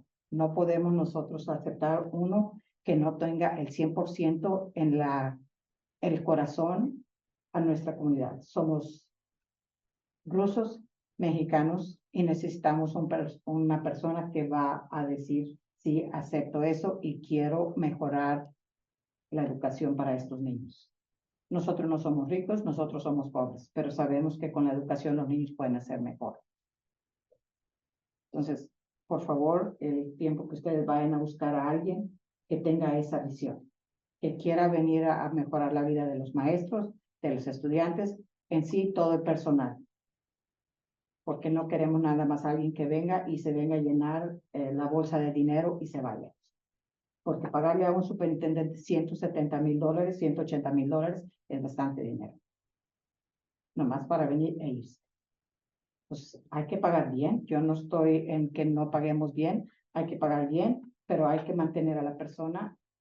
Así como digo, hay que pagarle bien a los maestros para mantenerlos aquí. Así digo también al superintendente, a los trabajadores. Pero por favor, hay que poner bien atención a lo que vamos a hacer. Porque es una lástima que un año y ya se nos va. Entonces, no quiero eso para nosotros. No quiero otro estrés para los padres, otro estrés para los maestros, otro estrés para ustedes también. Entonces, piensen, por favor. Porque el tiempo viene difíciles. Nuestros niños no están obteniendo lo que necesitamos darle, por falta de maestros, por falta de personal, y el trabajo de ustedes es eso. Tratar de mejorar y tener mejores maestros y más maestros que necesitamos. Gracias por todo el trabajo que ustedes hacen. Gracias por el superintendente también, que ya se va. Una pregunta a lo que acaba de compartir. ¿Qué puede hacer el siguiente superintendente para hacer que los maestros no se vayan y para atraer más maestros bilingües que se necesitan? Nosotros desde el año pasado, nos dimos cuenta que los maestros estaban yendo y estaban renunciando. Muchos de esos maestros fue por la falta de dinero. La economía cambió de un día para otro. La economía número uno. Si pagan 12,000, 15,000 en otro distrito, se van a ir. Desafortunadamente, te voy a decir, tú me conoces, todos ustedes me conocen, yo nunca me puedo ir de aquí aunque no me paguen suficiente. No me puedo ir. Me quiero ir. Quiero ir a un lugar donde me van a pagar $20,000 más, ¿verdad? Pero no me puedo ir. Pero los otros maestros necesitan más el dinero, manejan de otro lugar, tanto subió la gasolina. Yo vivo aquí, yo camino a mi trabajo. Son $12,000 más que pagan en otro lugar. Necesitan ganar más los maestros, tener menos niños en los salones, porque hay maestros que tienen hasta 36 niños. Imagínate, en la primaria, 25 niños en un salón. ¿Cómo andan? ¿Qué puede hacer un maestro? No puede ayudar bien a los niños, aunque quieran. Número uno, nuestros niños de nuestro distrito vienen súper atrasados. Si vamos a compararnos con Wilson, nuestros niños vienen menos atrasados. Porque los padres trabajan bien duro cuando vienen a la casa. Padres, por más que quieran ayudar al niño a enseñarles, no es fácil enseñarles porque ni ellos mismos saben cómo enseñarles. Muchos de los niños cuando van al jardín no saben ni cómo agarrar la tijera, no saben ni cómo agarrar el lápiz. No porque no son inteligentes, no porque los padres no quisieron ayudarles, porque los padres venían tan cansados de trabajar. Podían, no pueden.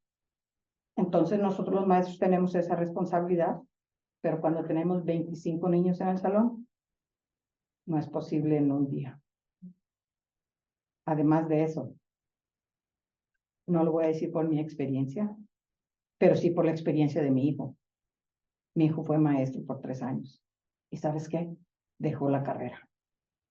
No dejó la carrera porque no amaba la carrera. No dejó la carrera porque no amaba a los niños. No dejó la carrera porque no hacía buen trabajo, porque mi hijo hacía un trabajo fenomenal. Dejó la carrera porque tantos niños en el salón. ¿Qué hace un maestro? Tantos niños en el salón. Los niños necesitan ver psicólogos. Los niños necesitan ayuda especial y no hay ayudantes para ir a ayudarle al maestro. ¿Tú crees que mi hijo no podía haber hecho súper mejor trabajo si hubiera tenido poquita ayuda de la administración? No la tuvo y se fue. Y no es justo para los maestros. Yo ya estoy vieja, yo ya tengo 55 años, yo mañana pasado 2, 3 años y me voy a ir. Pero es justo para los jóvenes maestros que tienen que venir a ver una situación tan diferente, una situación donde necesitan ayuda, donde los niños vienen mucho más atrasados por la causa del COVID. Necesitamos más maestros. Aquí tenemos maestros súper inteligentes, niños que están saliendo de nuestras escuelas, que son inteligentes, que están estudiando para ser maestros, pero yo sé que ellos van a necesitar la ayuda. Necesitamos más ayudantes en las escuelas que vengan y que le ayuden al maestro. Menos niños en los salones, un buen salario que pueda competir con cualquier otro lugar. Por ejemplo, yo pago $8,000 de impuestos de una casa, del terreno de una casa. Son $8,000. ¿Te imaginas mi salario? Ahí pierdo 8,000 claritos al año. Que yo pago impuestos de mi casa. ¿Te imaginas las otras personas que ganan $44,000 y viven en un apartamento que está lleno de cucarachas, los maestros que fueron a la universidad para ir a vivir en un lugar que tienen que pagar $2,000 de renta, porque no pueden comprar una casa todavía. Y sacan 2,800 al mes. ¿Con qué van a vivir? La verdad, Gustavo, ¿con qué van a vivir estos maestros? Yo gano mucho más, porque ya tengo los 20 y tantos años de trabajo. Pero esos pobres maestros que tienen que pagar $500 de pura gasolina para venir a trabajar aquí. Nuestros niños no son fáciles. Tú creciste aquí. Tú fuiste con esos niños. Nuestros niños no son fáciles. ¿Por qué va a venir un maestro aquí para poco sueldo que tiene? ¿Por qué van a venir? Cuando ellos pueden encontrar un trabajo en la cocina. Wilsonville, Orly, donde pagan más. Nuestros niños necesitan diferentes tipos de maestros. Nosotros somos especiales. Nuestra comunidad es especial. Nosotros no podemos seguir perdiendo a los maestros que ya tienen el amor para nuestros estudiantes, a traer un nuevo maestro que va a decir, perdón por la palabra, mexicanos. ¿Tú crees que queremos eso? Yo como maestra de 20 y tantos años, que he visto que tenemos tantos maestros buenos que le tienen amor, cariño a sus estudiantes, a sus niños, el amor que les dan, el aprendizaje, y estamos perdiendo a esos maestros para traer un maestro que a mí me vale, yo ya me voy. Queremos eso. Tú estabas con nosotros, tú viste cuánto tiempo se quedaban los maestros, cuántas horas extras, todo por el amor a estos niños. Pero esos maestros se quieren ir, porque aunque nos dieron el aumento no es mucho. ¿Sabes cuánto voy a ganar extra yo? Como $300. ¿Crees tú que para el nivel de cómo subió la economía, $300 me van a salvar al mes? No me salvan esos 300. Con esos 300 nomás voy a pagar el agua y la mitad del teléfono. Aquellos maestros que ganan 44,000, que van a ganar 48,000. Piénsenle, por favor. No se trata, no se trata de que dónde está el dinero, hay que ahorrar el dinero en cosas que son importantes para gastarlo, no en cosas que no son importantes. Los maestros necesitan ayuda con ayudantes en su salón. Necesitamos psicólogos. Yo estoy con estos niños, la vida tan difícil que tienen, la escucho todos los días. Yo no soy psicóloga y me la paso escuchando a los niños. No puedo darles toda la ayuda. Son 5,000 niños. ¿Cuántos psicólogos tenemos? ¿Cuántos maestros tenemos? ¿Cuántos maestros perdimos? ¿Cuántos maestros más vamos a perder? Porque como le dije, el aumento no fue mucho. Ayúdenos, por favor, con esto. Ayúdenos. Ustedes me conocen. Ustedes saben en mi alma y mi corazón que he puesto para este distrito. Yo les pido, les ruego que hagan algo para nosotros. Maestros, ayudantes. ¿Sabes qué, Gustavo? Lo que hice la semana pasada. Fui a agarrar la aspiradora. Y muchas veces lo he hecho.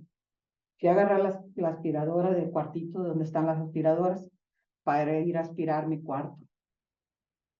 Fui a aspirar mi cuarto, porque ¿sabes qué? No hay personal, no hay suficiente personal ni para limpiar las alfombras.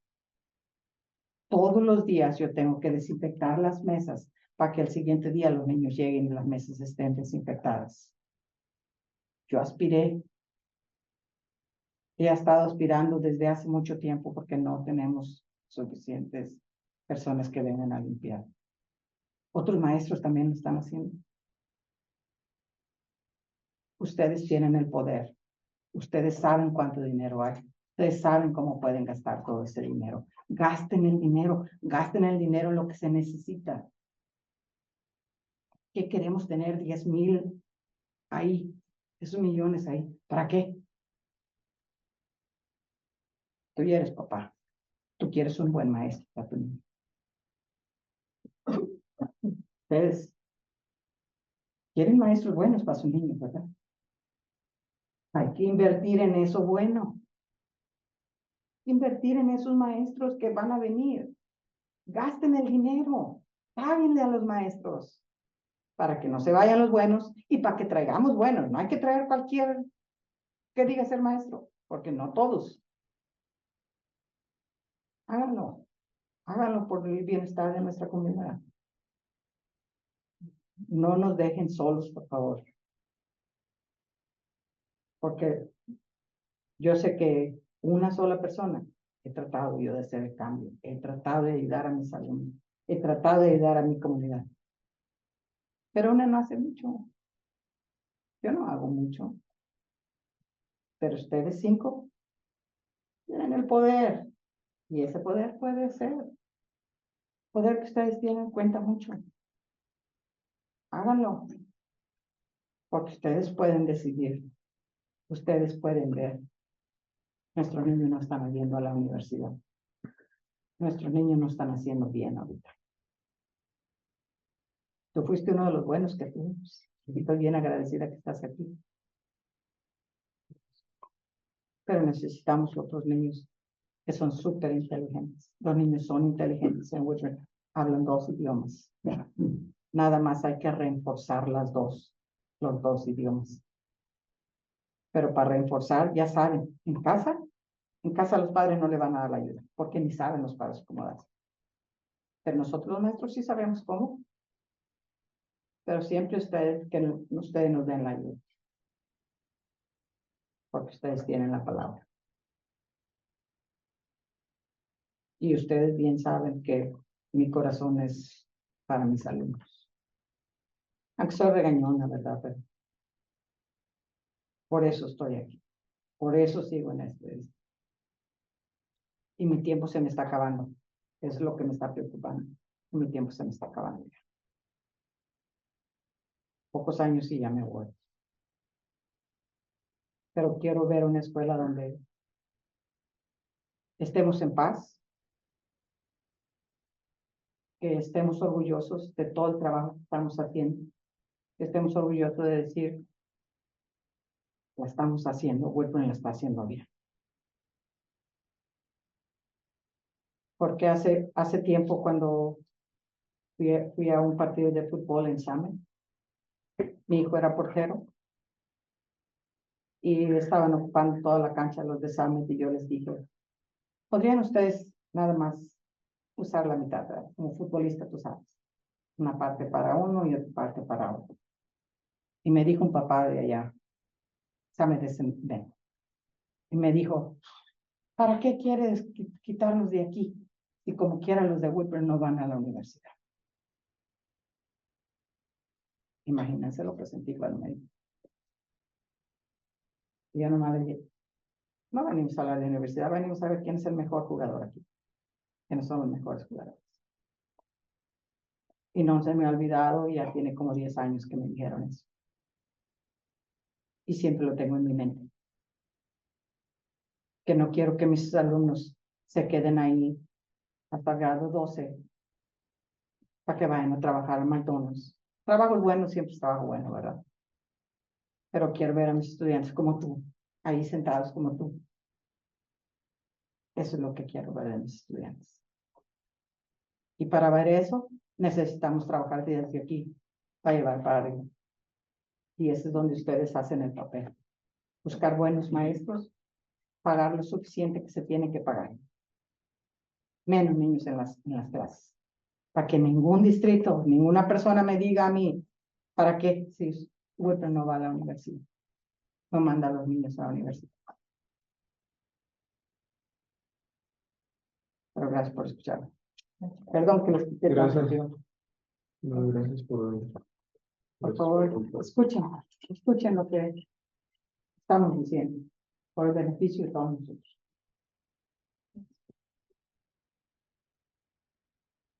Perdón, ¿puedo decir algo? Sí, sí. Como 2 minutos. Sí, sí. Nada más hay que acordarnos que Sí, estamos entiendo. hablando de responsabilidad del superintendente. Sí, entiendo. Mire, hablando la maestra de la limpieza, yo he ido porque me gusta mucho involucrarme en las escuelas cuando hacen eventos y he ido a los baños. Y hablando de la limpieza, es verdad eso. Y me gustaría que ese dinero, yo sé que hay dinero en la escuela también, yo sé bien. Quisiera que ocuparan más personal en la limpieza de la higiene de nuestros estudiantes. Todos los baños, me refiero la Valor, Nelly Mill, la escuela, la high school, y esta es donde me he metido, la que está aquí por la Fishburne, y están los baños muy sucios y muy destruidos. Bueno, de viejitos no importa, pero que estén bien limpios, porque pueden agarrar una infección más que nada las niñas, porque son las que nos sentamos, ¿verdad? Y la verdad que sí me gustaría que paguen más personal en la limpieza. En vez de pagar dinero como, ¿verdad? Investigamos que hay cuidadores para cuidar a los directores. Eso no es necesario. Yo creo que bien vendría para la limpieza. Ese era mi comentario. Gracias.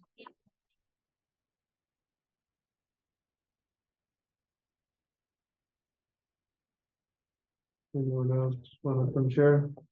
Okay.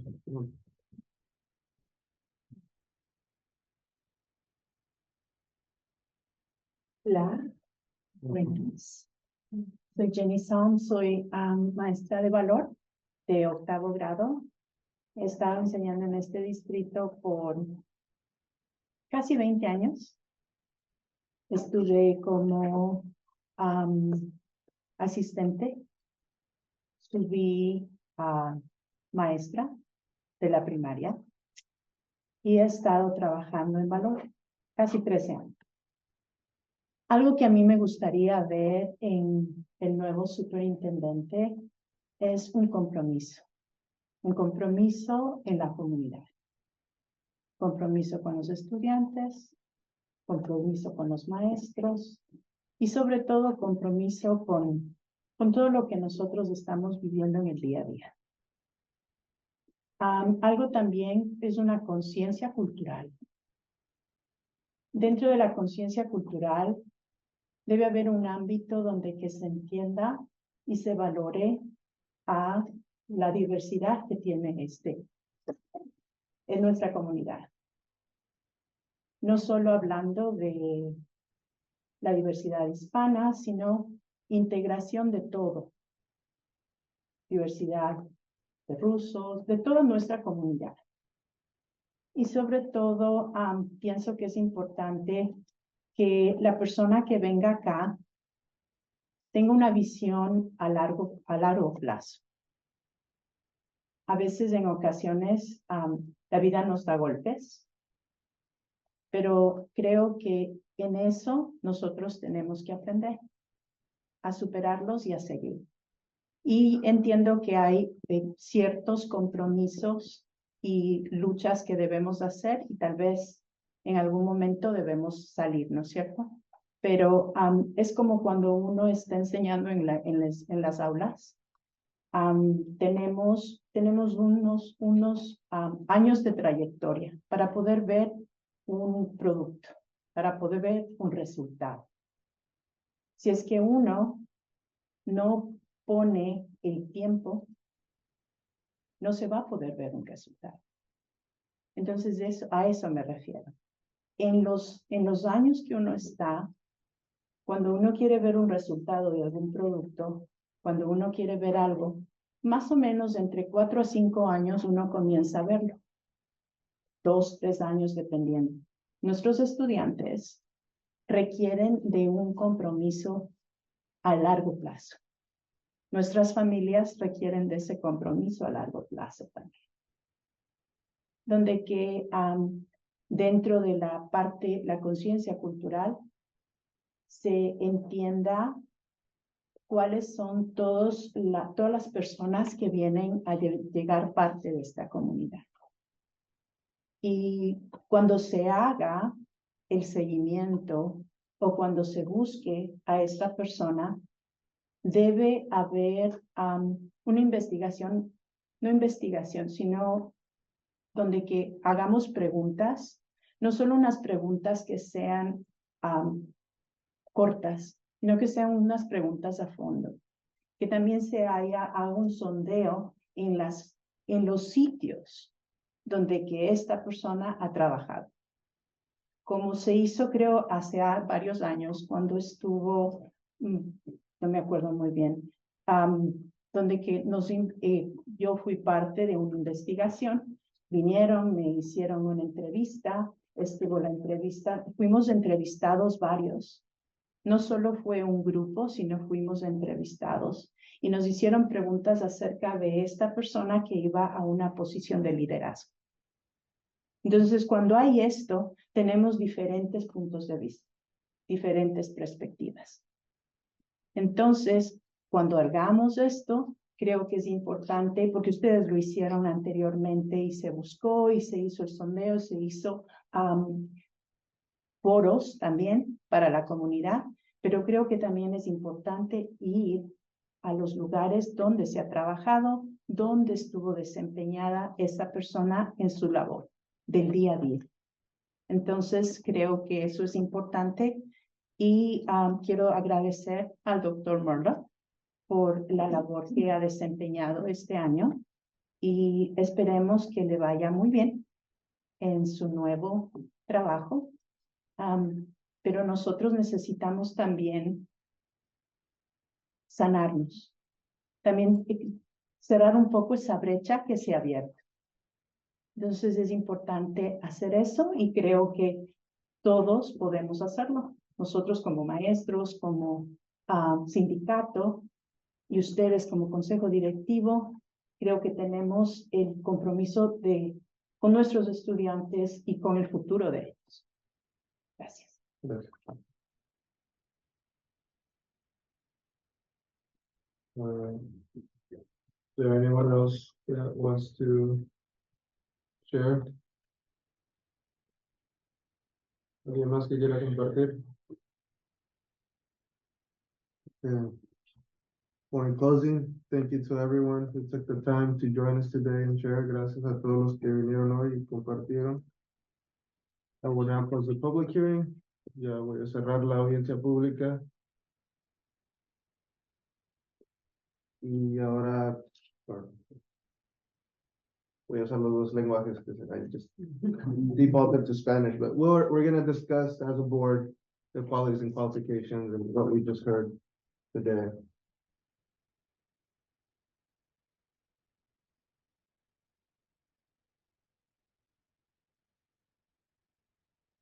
I think for this one, we can try the double round robin. I think that's what it's called. Go around the table twice, share our thoughts, and start there. Okay, we'll start with you. Yeah, I mean, I agree with what I would say about what this district deserves, not only for what we're facing now, but being thoughtful about the future, what our district might need. In terms of the qualities and qualifications, this is a document that I have amended, edited, drafted 5 times. So it's a document what matters the person that we as a collective put in that seat and the process we need to do that.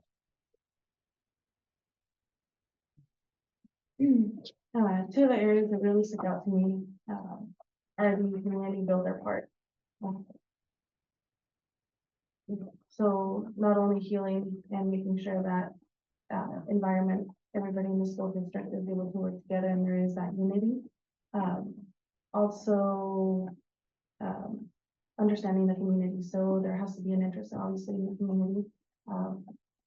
Not only for the person being for the longevity of it and stability of the district, but also, and thinking on understanding the community in the sense of, you know, the dynamics of our culture, dual language programs, and those intricate needs of our community that are particular and special, like someone mentioned, you know, brings the example of going out and taking surveys into the community. That's kind of one of the things I would do back then too, is with families, making sure or helping them, you know, make sure that they were contributing, because online surveys aren't necessarily the best and what works for everybody. And just the same, you know, that can be true and different for somebody else. So again, kind of knowing those little intricacies of the community as well.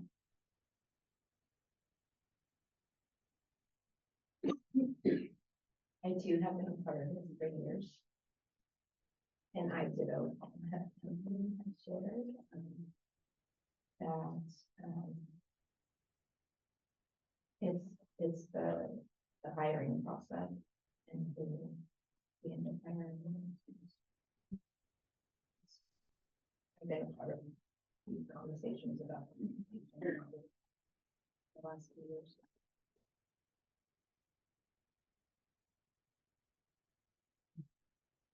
We have been in the same boat as company and I think what we always try to achieve when we are looking for our next leader or the leader, and the present leader is a long term, right? I agree with most of the audience that came through, right? And we're all looking for a longer term, a visionary that feels that they can be here for the long term, right? So that really creates the trust of the families, the staff. So for me, that's one of the integral parts of who's going to be the next, you know, our next leader. And you know, we had great feedback about community and coalition builder. We need that. Our communities I feel like we're in different areas and we're not reaching to each other. And so we need a leader that can, you know, help us bring us all together. Just echoing, you know.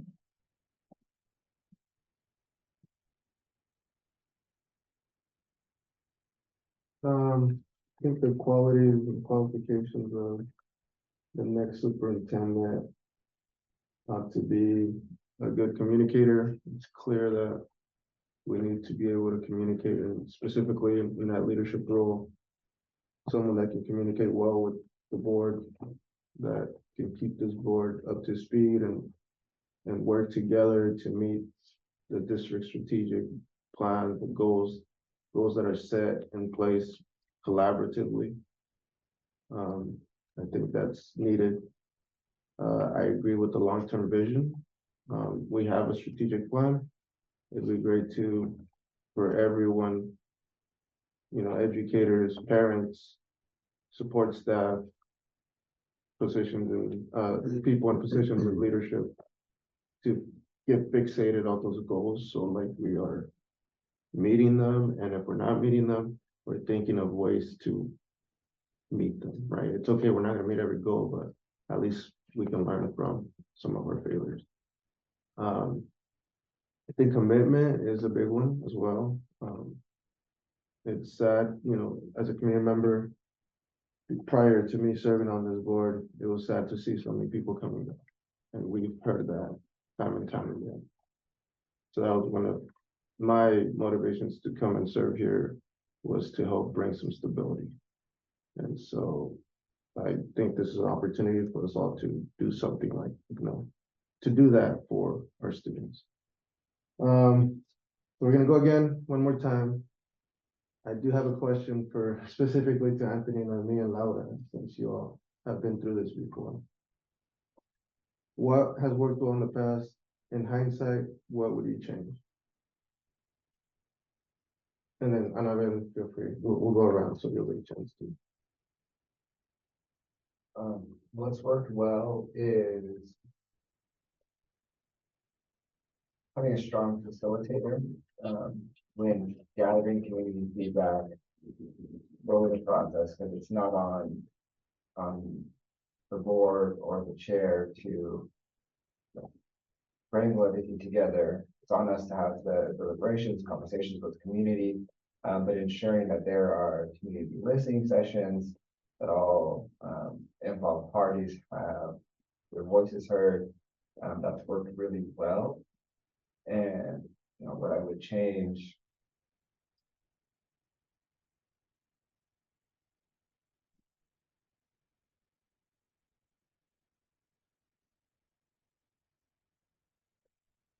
Yeah, it's like almost like the state of public education. It's in a weird. Public education has changed a lot, and it's moved in a way where it's hard to work in it. It's hard to work in the system, and make sure everyone gets what they need. I think we're hearing that now. We've gone through a lot, right? We've gone through COVID. We have a district that, you know, is unique, and I think it's just a lot of turnover. For example, at the superintendent level, in our building level, we've had a ton of turnover in our educator ranks and so forth. So I really think that has contributed to this, and I don't, as much as I don't want to say it. I hope that we don't look to a superintendent going forward to solve all our problems. Right? This is not someone who's going to come in with a magic wand and fix it. Like it's a system, it's systemic, it's an organization, and as a whole, that's how we move forward. It's not, there's this one magic person out there. Might be. I just something else. I'll say I'm glad you mentioned that part, that it's not one of those things that we can bring someone in and solve all the issues. And, being on here, I've been paying more attention to national news within Oregon, neighboring states, and just all across on different situations, and all across there's funding issues, attendance issues, losing of teachers. And, the thing about it is, how do we differentiate what aspect, that sometimes the district is able to play a role in? And then also how much is all, just all these trends that are going on. So yes, there is an aspect to that, where, a person isn't necessarily able to come in. But one of the things I do definitely think is important is being able to communicate, so that there is that, at least, you could say, transparency, and also even educating sometimes community members so that they understand what these processes and what these things will be like. So that for me, I like to work in a collaborative form where, you do bring the both parties in, you are able to lay out all the cards and work together to try to come up with a solution. So, being collaborative, definitely communication. Will be my two other inputs there. So your question is, what are we doing? What worked well in the past, and what would be changed?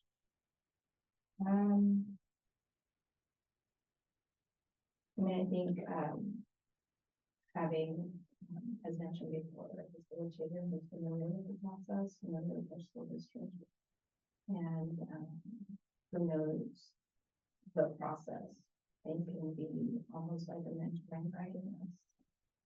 And knowing the students that we serve, our families that we serve.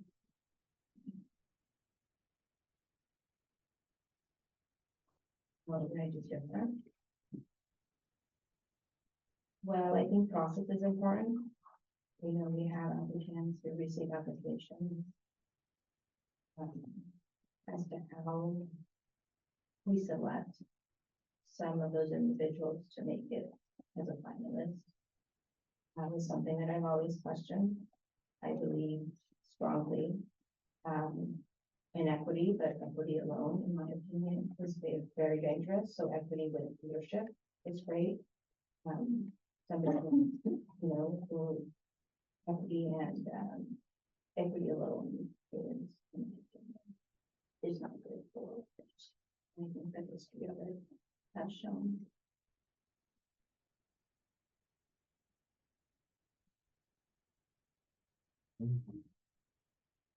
What worked in the past, there was we had diverse committee who came and helped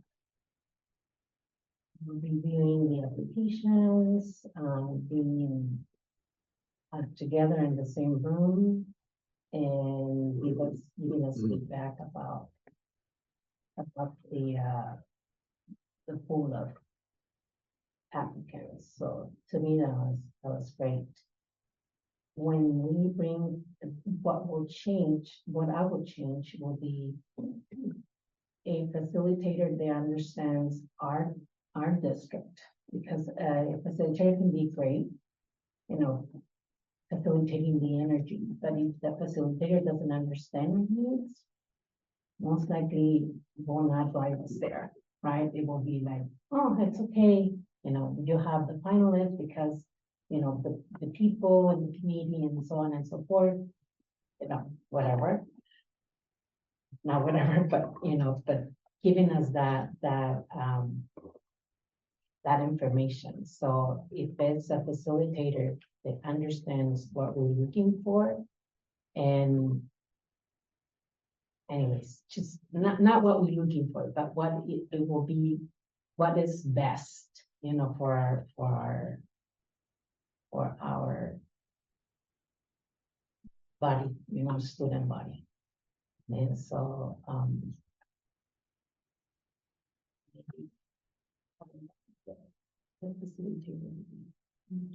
but then qualifications will be, again, communication, good community builder with the essence of education and the long haul.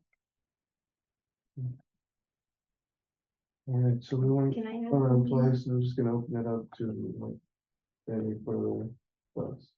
Yeah, I mean, I think another thing is, you know, somebody who is familiar with our past issues, with our concerns, with our barriers, who understands our current issues, like what we're having trouble with, and who can help us move forward. Because if you don't understand, you know, why our kids are absent, or why we have certain issues, and you have somebody come in with that experience, we can't move forward. And so it's like somebody who's familiar and has experience working through some of those barriers.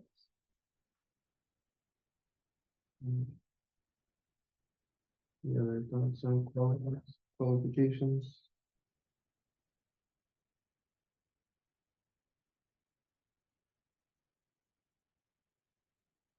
Okay, so I move to adopt the qualities and qualifications for our next superintendent as discussed today. There a second? And seconded, any further discussion?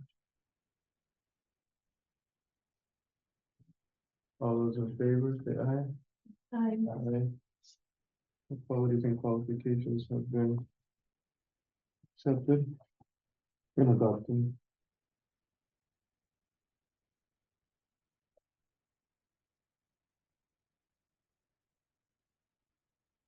There are a few criteria and policy directives that we need, or just directives we need to provide moving forward.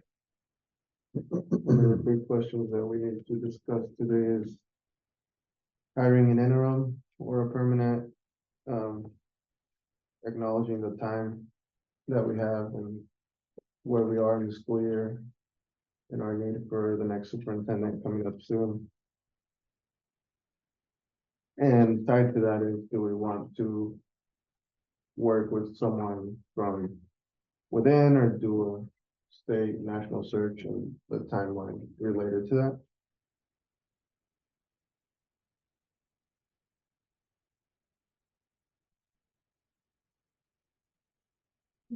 So I can go first for this one. I think that no one from the outside is gonna come and know our community the way someone that's been in the community, has been in the community well. And, that's one point. And, but I do acknowledge that there's a process and transparency and we need input. And while I think that ideally we want someone permanent, I believe the whole board needs to act as a collective in making that decision. And interim may be the route to take based on the timeline and whether we can do that search. But I'd like to have a conversation with you all. So timeliness of it, I understand also, interim might be more probably acceptable just again for being able to get those applications in, et cetera. Knowing that we've had one superintendent after another, my hope would be to really stop that as well. So permanent. I would love for it to be permanent. I don't know, and this is where everyone here has had more experience as school board and how that would come out as far as, you know, again, timeliness of it. I know that it's very quick. And so maybe permanent is maybe a little difficult, but interim just pretty much suggests having to do another search and another potential change. So now I suggest permanent. Are there others in favor or against points that you all want to share related to interim versus permanent? I would be in favor of it. I think, yes, we are all tired of this continuing process. But transparency and just involving the community is huge. We already have a communication issue area with our community. And we've always included them in all of the processes. And so I would not be okay in including them. Another thing, I don't think it's and this is just my opinion, based on my own experience, it's not a superintendent issue, it's a board issue, because the board. So our superintendents might leave. And in that places me in responsibility to that, but it's a board. And so I am in favor of it, in going through the process and making sure that.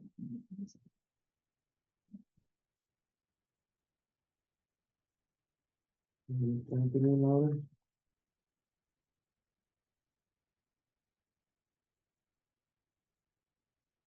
Yeah, I'm in favor of permanent, due to the past experiences and moving and coming back and doing it again. That really brings,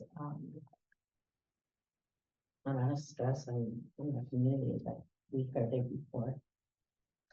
I know it's gonna be challenging because of the season that we're in, but that doesn't mean that we cut off the community. We will invite the community to come in and be part of it, part of the search. It will not prevent us from bringing community to help us. Nothing.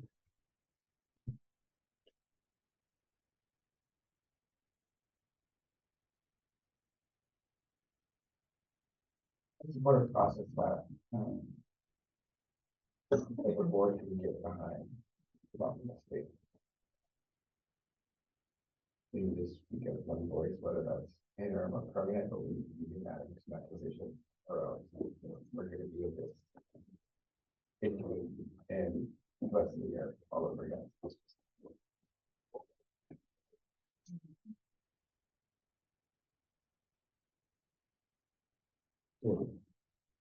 What I heard is for the board to decide as one. So then now, we kind of split between the two, and permanent. So that's What are your thoughts? my thoughts. I like the permanent idea a lot, but my only concern is giving the community enough time because we need someone July 1st. But I like the permanent option because I know where we're going. And if we didn't have all that turnover, I'd be more open to the interim. But the time, we need to act quickly, right? So that's why the interim seems like a good option that'll give us, a year from now, or even probably sooner than that, you can start that process and start to engage with community.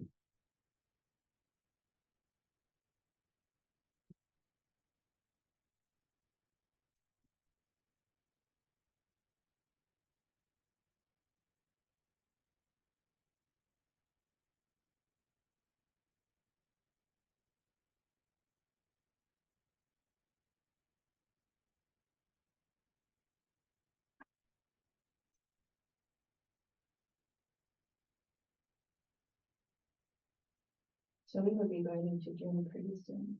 And July 1st is just before. And let's see how high we're going to bring in. I see that in this surface.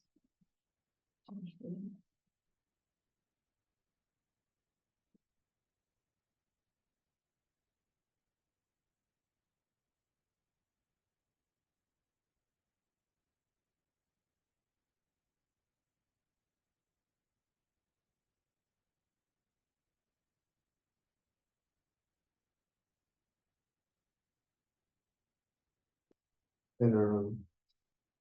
Here from Northern, permanent from another, and Laura, permanent.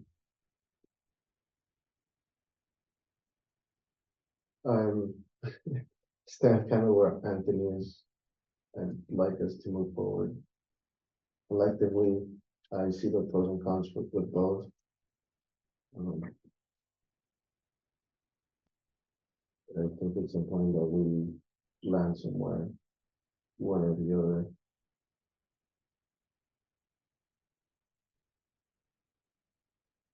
So I'm assuming that with every superintendent search, there was community feedback.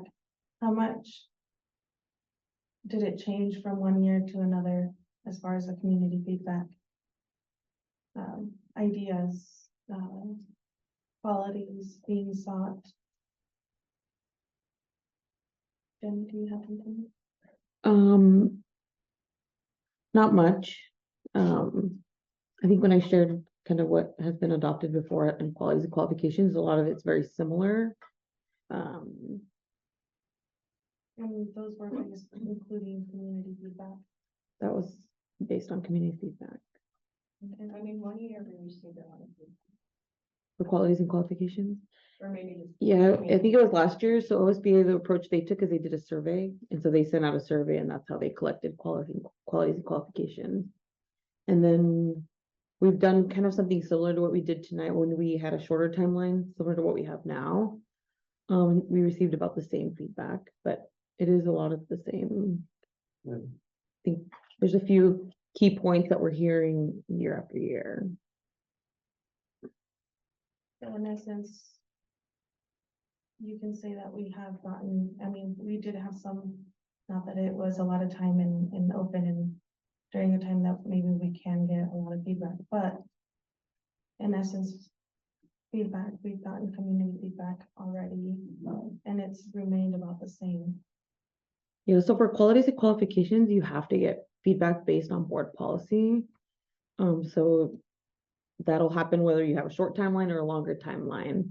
I think when Noemi, if I'm understanding correctly, she means feedback in like, you're having a big search and you're having a hiring committee, you present the candidates to the community, and am I understanding that correctly? I think when she talks about gathering feedback, that's the kind of feedback she means. And so with a shorter search, you wouldn't have those opportunities if you're trying to hire someone by July 1st. We just did that right now. Yeah, you meant what your board policy states in gathering having a hearing to hear what your community wants to hear. If we had more time, we would have done something more elaborate.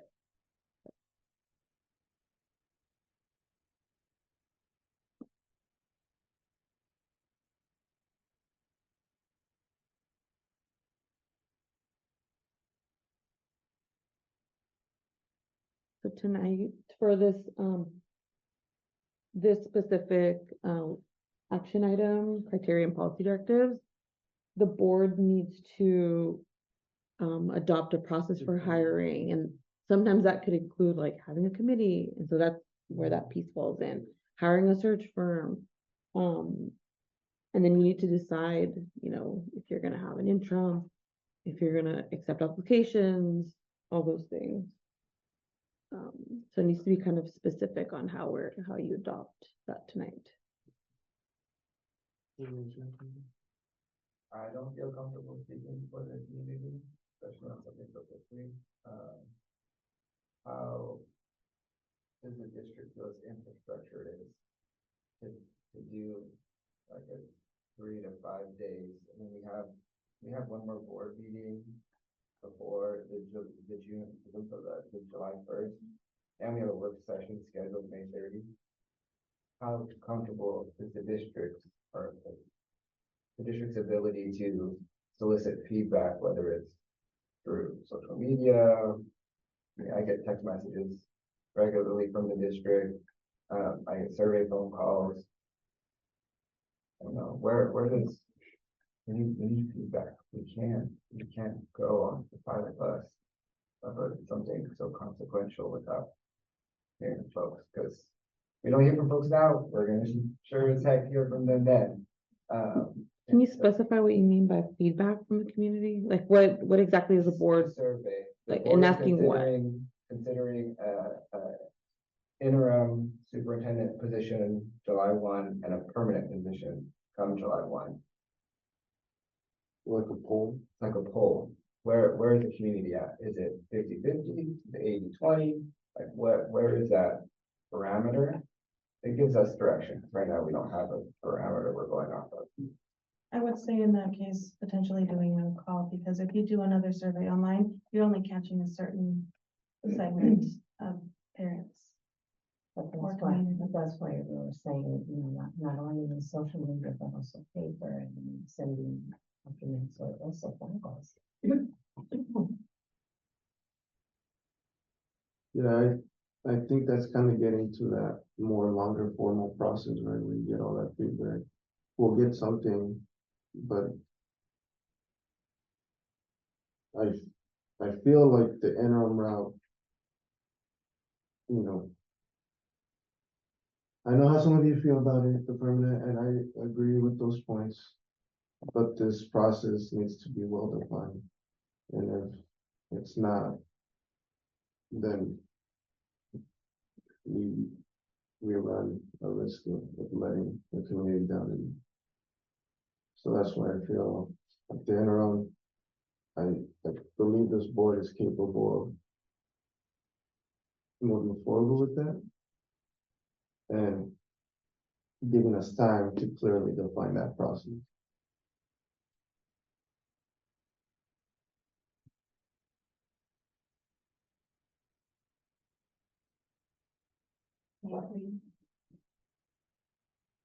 Well, I spoke about both at the beginning. And so it was a fairly medium or middle spot, I would say. because I understand the pros and cons of each anyway. But if we wait, so if we get feedback, so like, let's say tomorrow or the next day, we solicit feedback out. We say the poll closes May 29th. On May 30th, we have a work session scheduled. And we get feedback, at least we can see, you know, is this something split 50-50? Then if that's the case, then hey, that's clear indication that, you know, the community wants to give feedback and that needs to happen. But if the feedback we receive is, you know, 80-20, 90-10 in either way, then, and we have 2 weeks more built in before a new superintendent would come. Just to act, to make a decision tonight without feedback. It could be expedient and it'll get us what we need, but it's gonna be at the detriment of the community. And we're either, like I mentioned, we're either gonna get it now or we're gonna get it later. So asking the community if they want a permanent Or an interim.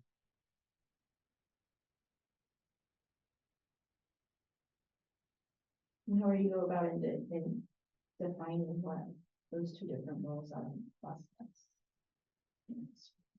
And clearly, And just an interim superintendent for the 23-24 academic year for the permanent search in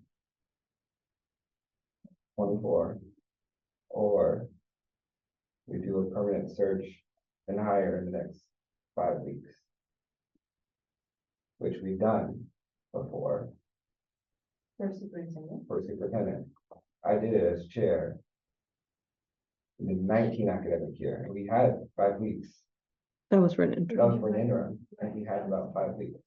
So like, So, yeah, Push that that's, back. that's where, again, going back to that example, because I did look into what we've done in the past. And that's one where we had a little bit of time, we had to move quick, but again, it was the interim. So if we wanted to do the same thing, we could go based off of that precedence and say, we're gonna move forward with an interim. But that's where, you know, permanent. Do we want more time? Are we okay with using that same timeline with permanent? but I would also say at that time, the board hadn't gone through an adoption of qualities and qualifications and solicited community feedback. We have, since then, what, 4 additional times that we've edited, amended, and cleaned up these qualities and qualifications. And we've heard from the community 4 times. Anthony, that time you did solicit qualities and qualifications for that interim, For the interim, so we've done and you 4 had a times. committee as well. I think this time is different in many ways, and we've had people come throughout the year. I feel like we've had more parents share and the community come in. So I mean, I don't want to dismiss that or whatever new voice might come up throughout this process. Although we've experienced it, I feel like 5 times or 4 times. I don't think it's the same. It needs to be a different.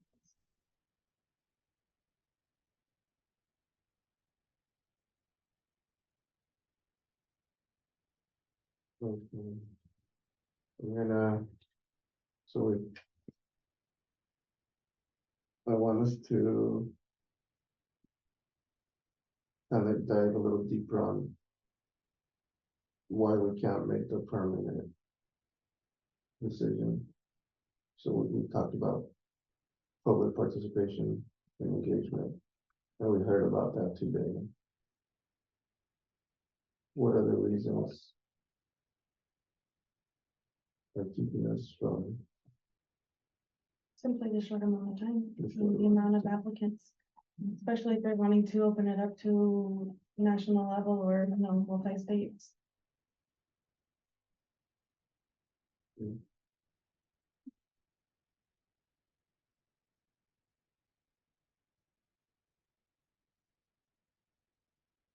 I just want feedback, like, we need something. We need something. And like something in a way that isn't like. Something in a way that isn't. I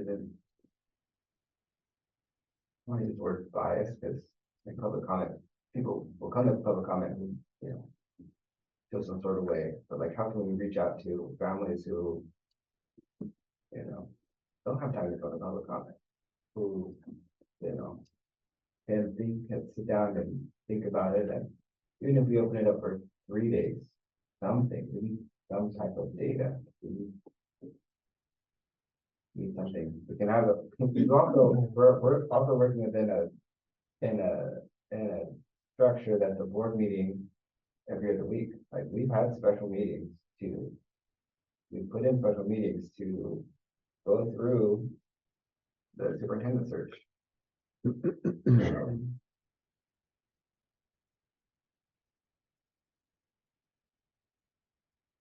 Yeah, when I asked you all about what worked, when you've done the process, you all brought up the facilitator. So I would say we need a facility. Well, let me go back to that. A good facilitator is needed. Facilitation helps. I don't know what we have the best facilitator.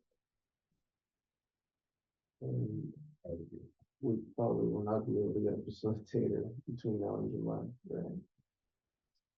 And even just being like at the NALEO conference, I met some of those individuals there who run superintendent search firms.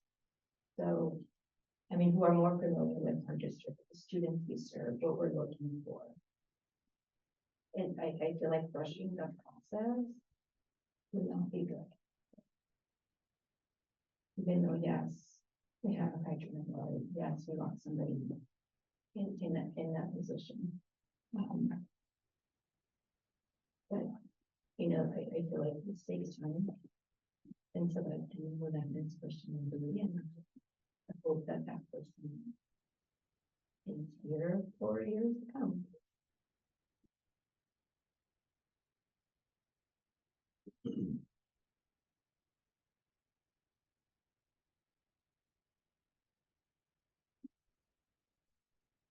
I also heard it from the public comments about the permanent position. I agree with you and Anthony, we want to be one voice as a board, one voice. And I also think that we also need to hear from other people. What do we think about permanent or not permanent? And with all these comments, I hear more permanent, right? But if you all think, the four of you think that the morale of our students and our teachers will not be decreased because we get to go again in an interim, and then right after we're going to be looking again, we're going to be doing the search. I'm fine. I'm happy. I can go with the one voice. I want to be a team player. I want to be part of the collaboration team that wants to move forward and that wants the best for the students. And in my head, I heard all the comments, right? Like, we need somebody permanent. We don't need this again and again, right? So that really echoes right in my heart. It's not here, it's in my heart. And it's like, really? Are we gonna do it again? Because we just heard people coming. But maybe this is not the example that we base our decision tonight, right? Or is it? Yeah, I mean, so like, I agree too. When you think about it, we're in the 23-24 academic year. If we go interim next year, that's for the 23-24 academic. No, we're 23. It's gonna be 23-24 next year. So we hire for a permanent for the 24-25 academic year, who will step into a brand new budget. They won't be creating anything, they'll be stepping into it. Their first real, like, this is my district, my vision, blah, blah, blah, won't be until 25-26. Like, that's how long it's gonna take for a new superintendent to come in, permanent, with creating their own budget. Like that, if we go interim, like That's. You know. Something to think about. That's just more instability. We've heard of a lot, and I remember hearing it, especially from our staff saying, it's hard with an interim, because we don't know what direction we're gonna get next year. We don't know what direction we're gonna get next year. And that's why we need feedback. I mean, even if it's surveys open for 3 days, we call families, 48 hours, 72 hours. We need feedback. We can still make the process work for someone new by July 1. We just need feedback.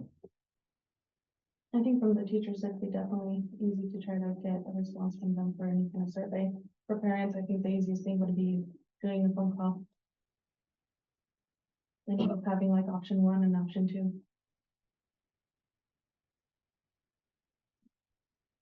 That's something the district can do. Yeah, remember, you'll be here coming together the next 3 weeks in a row. Yes. Even though there are budget meetings, but you're already gathered, and so if we need to notice a public meeting or an executive session, you already have it on your calendars, I hope, on your calendar, so that will be able to speed up the process. You're not, scheduling on the top of something else, and you can just put it at the end of the budget meeting, so you do have that. In terms of getting a phone survey out, something like that, I think my only caution would be describing what an interim versus a permanent is, because there is some kind of knowledge building with that, but. Can the board give direction to the chair to work with the district on crafting what that message would be? That's typically what we've done, the chair to do that. Probably. Yeah, let's talk about it some more, because we're surveying staff, families, students. We're polling them on, do you want an interim, do you want a permanent superintendent by July 1st of 2023? What does that mean as a parent? I would ask. What does that mean? Over the That's really phone here? just said, there's a bit of education on both that. I mean, I think a lot, even if I didn't serve on the board and I was just a parent and a professional. I don't know. I don't know. What would that, like, Say I interim still- search for the 23-24. I still think that's a lot to pull off for the district to do all that work in such a short time. It's gonna be more work if we don't ask for the community's feedback. Because it's gonna be that community, it's gonna be that community building that didn't happen.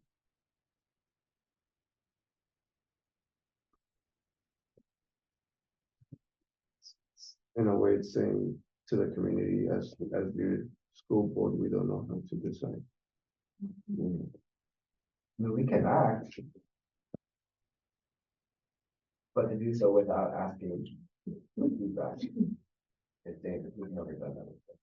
We've never, not.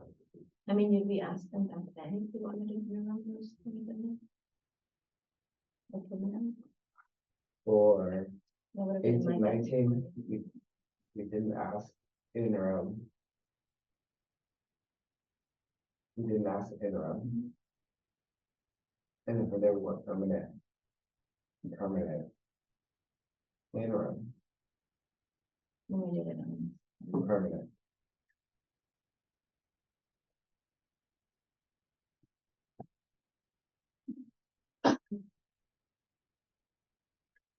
Because what I get from that is we're trying to reduce that entire process into like, and it's not because we're asking interim versus permanent, and still you're gonna have to do some sort of process beyond that, but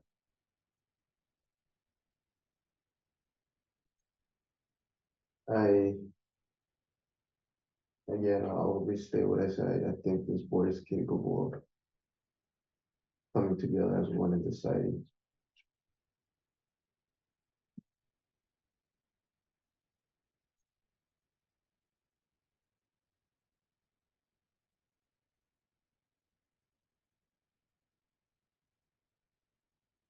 I don't want to put the strain on the district to go out and do all that. outreach and make them, do it in 5 days, like. It's a lot.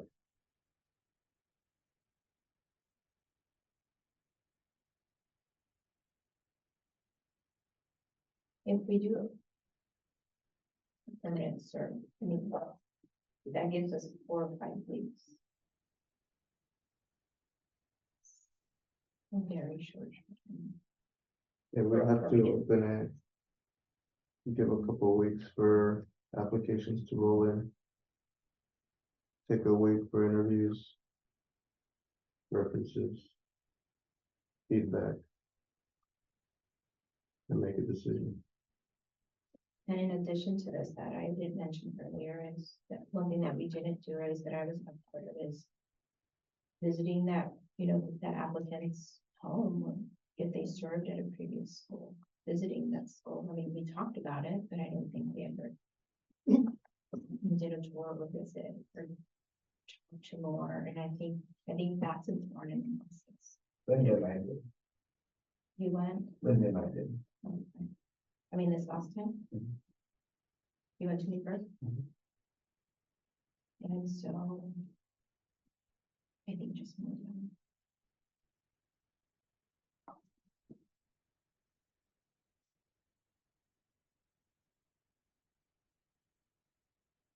And I don't think we will find out that the superintendent will leave in a year, right, with visiting, so. No, but you find out other things about other things that you wouldn't hear in an interview process or a letter of recommendation. Well, that'll bring us back to this question. Do you all feel comfortable hiring a permanent superintendent to begin on July 1st?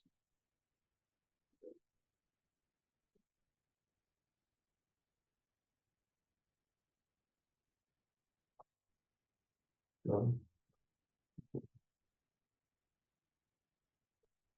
I stated before, I don't have the clear answer about whether or not we will have the morale of our students and our teachers lower. When we decided we go, so I still feel like a permanent will be best. Again, we want to vote as a one voice. I will vote, the majority of if the majority of the group wants to go interim or permanent. For me and what I hear from the people today, from teachers, from community members, I heard we don't know permanent position. That's what I'm basing my opinion on. Okay. And me? I'm comfortable with selecting them by doing so.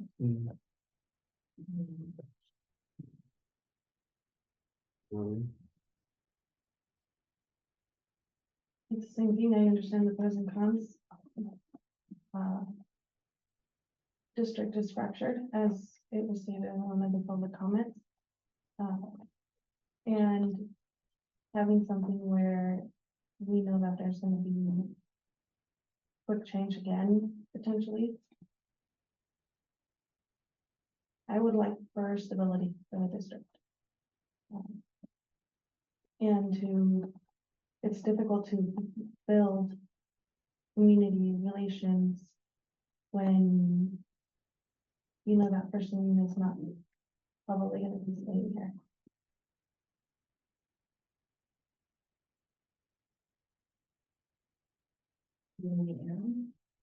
Yeah. We don't know that. Well, that's what I'm saying. There's no assurance. And so it's the same thing as people when you're moving homes and there's that instability, you can't really settle in. Yeah, you make things work, and you go on day by day, but there's still that sort of a full sense of fully going in, collaborating and building that relationship when you know that there's gonna be change then, or potential change.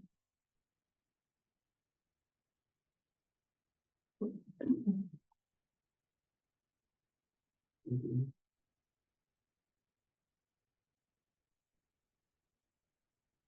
My thing here is process, like, hear you, it's around the district, but like, given my experience, I just think we need that feedback.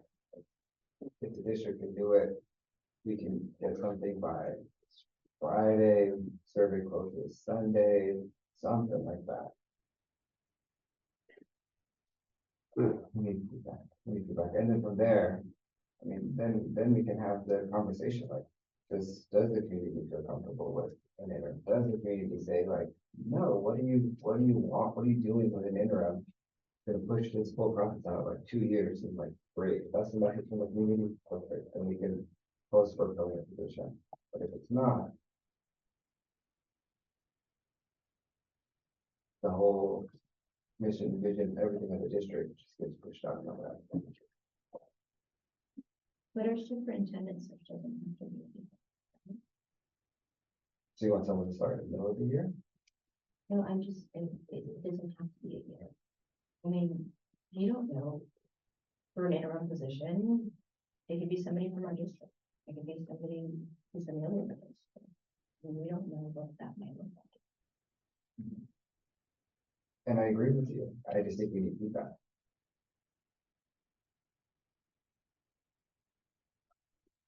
The feedback you're talking about is for us to answer this question about interim versus permanent. Yeah, interim versus permanent. Maybe I'll keep talking. So I. Hopefully you're gonna keep going, but I was like, I don't want to. Let's take a break, use the restroom, we'll come back.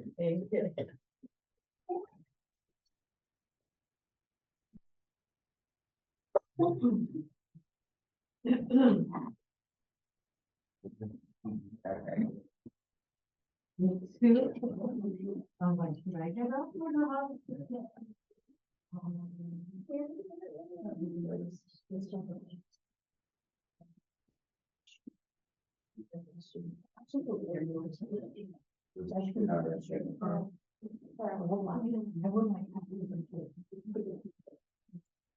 That's what's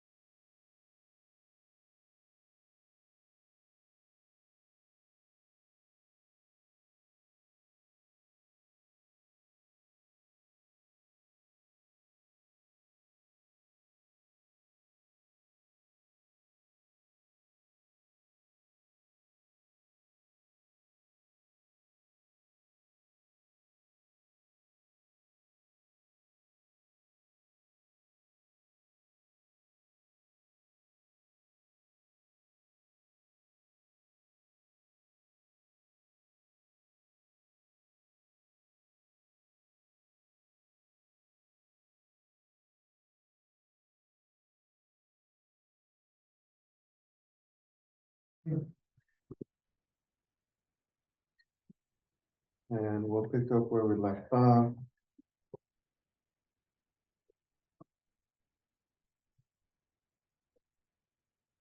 I'm gonna make a motion. I know we're not fully agreeing, but I'm gonna make it and we'll see where we are. So I move to hire an internal interim superintendent for the 2023-2024 school year and have a national search for a permanent superintendent set to start the 2024-2025 school year. There a second? Been moved and seconded. Any further discussion? We don't have any feedback. Like, we need to hear from our community, we need to hear from staff, we need to hear from families, we need to hear from students. Like, it doesn't matter if it's 48 hours, 72 hours. The issue of interim or permanent is such a consequential decision we're gonna be making that's gonna affect, you know, not next year, not this year, next year, but like through 2025, 2026, 2027. And we're not getting feedback. Like, we're doing this without getting feedback. Feedback for 3 days, leave the communication open for 2 days, 3 days. Get it, close it this Friday, close it Sunday. We meet Monday, we meet Tuesday, however we want to structure it, we need feedback.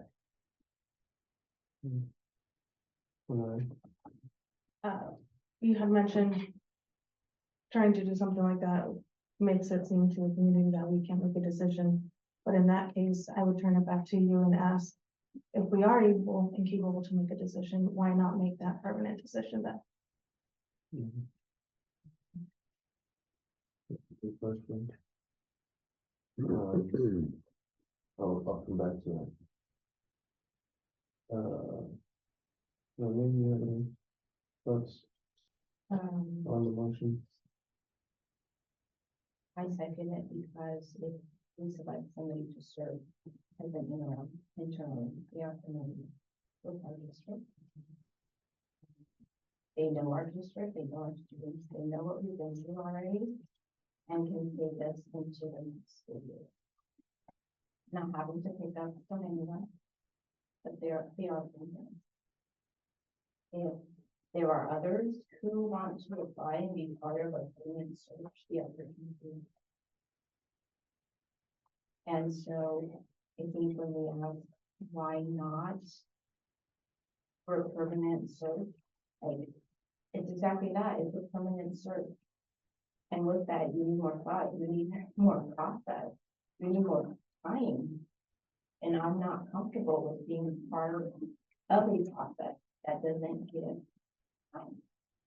We haven't gotten to the part of, are we hiring internally, are we hiring statewide or nationwide yet? But no, but the motion is I heard you right. This motion that I made is to hire an internal interim for the upcoming year and using that year to do a full search process.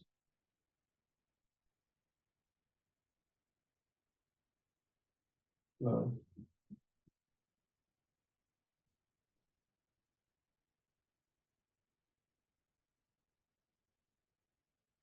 Feeling that same discipline.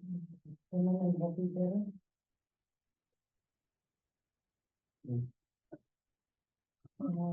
I'm going to,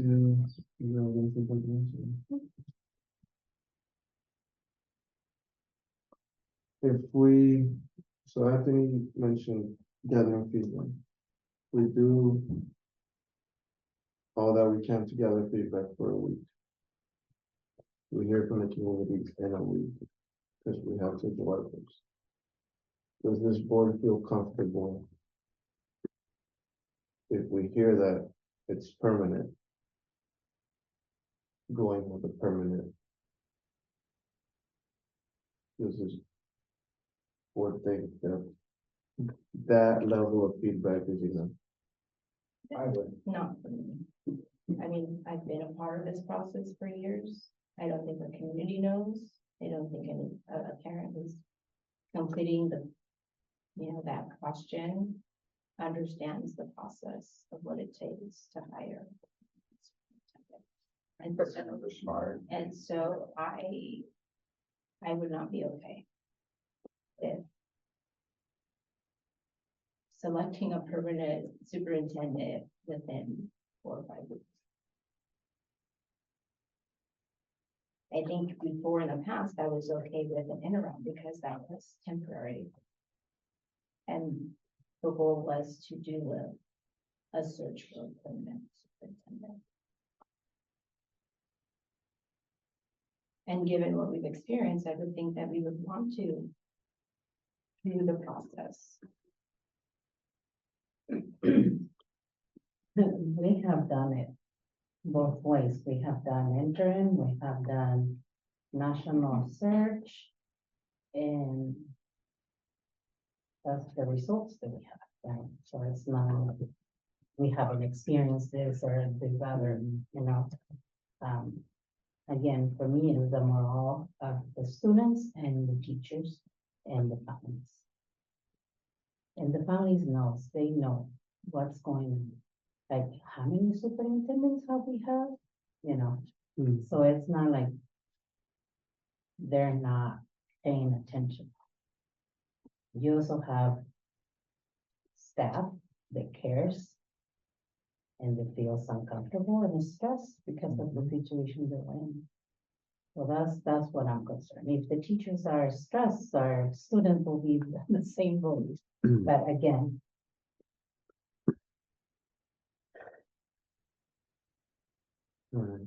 so I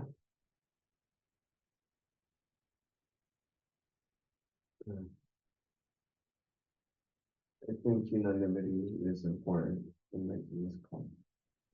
And the thing is, we don't have it. We discussed the idea of going out and getting feedback to decide between the two. It sounds like Marlene would not be on board with going permanent, and that comes out in the feedback. But it's the same way as if the response would be, and as, resounding interim, we would be accepting of it. So I think that's part of, we're representing the community as we're standing here. And that's, when they're lending their voice and contributing in that kind of way, especially again, if results end up being very distinctive, that should be what we all go with. And then, I say this not knowing if whether it's going to be interim or permanent.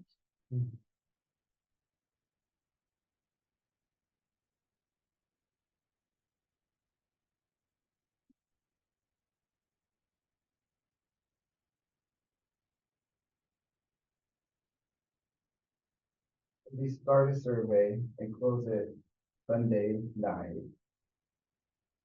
Is there infrastructure in place to quantify a yes, no, and get full data by the 30th? Well, the 29th is Memorial Day. So we'll be closing it Monday, probably. Leave it open through that. I mean, it depends on the level of your survey. If it's fairly short, if we're doing a Google form and a phone call poll.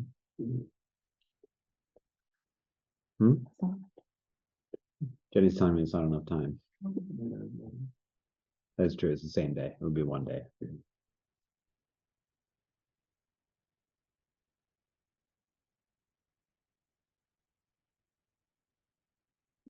so what do you think?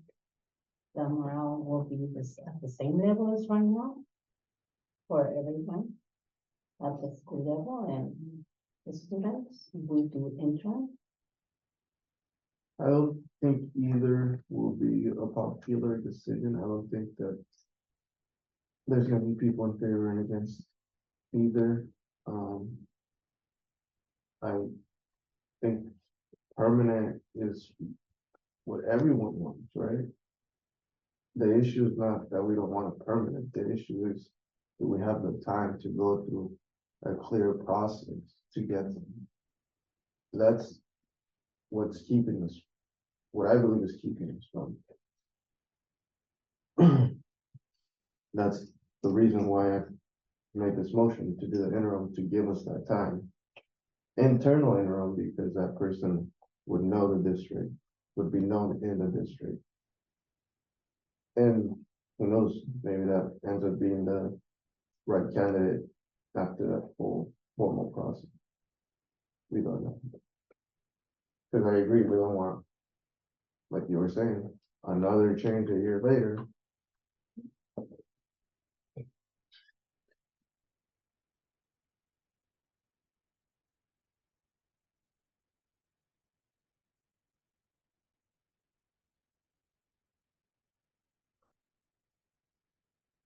In the week, gonna be sending them an announcement, right? Besides whoever is watching us. And it's a public record, but also there's gonna be a letter, right, to the editor saying this is what happened, right? Like to update what we presented. Yeah, like today we sent out communication that we would be having this conversation. Public hearing took place. We're following this process and we will continue to come with it. Board Chair, I would recommend, since you do have a motion and a second, I would recommend that you take a vote, and then depending on how your vote goes, then you move forward. All right, so let's take this vote. So this vote would start a process for an interim for 23-24. Internal. Internal interim for 23-24, and then open up a permanent for 24-25. What we're voting on. Correct. So, all those in favor of the motion say aye. Aye. Nay. No. Nay. Nay. Is that, I need to kind of hear if you're voting yes or no. You voted no. No. Annabelle? No. No. All right. So the motion did not pass.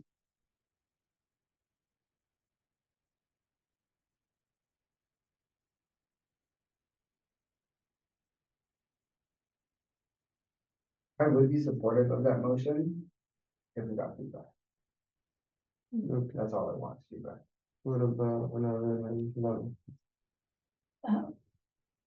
What about if we move everything tonight, right? And then Tuesday, we have the work session.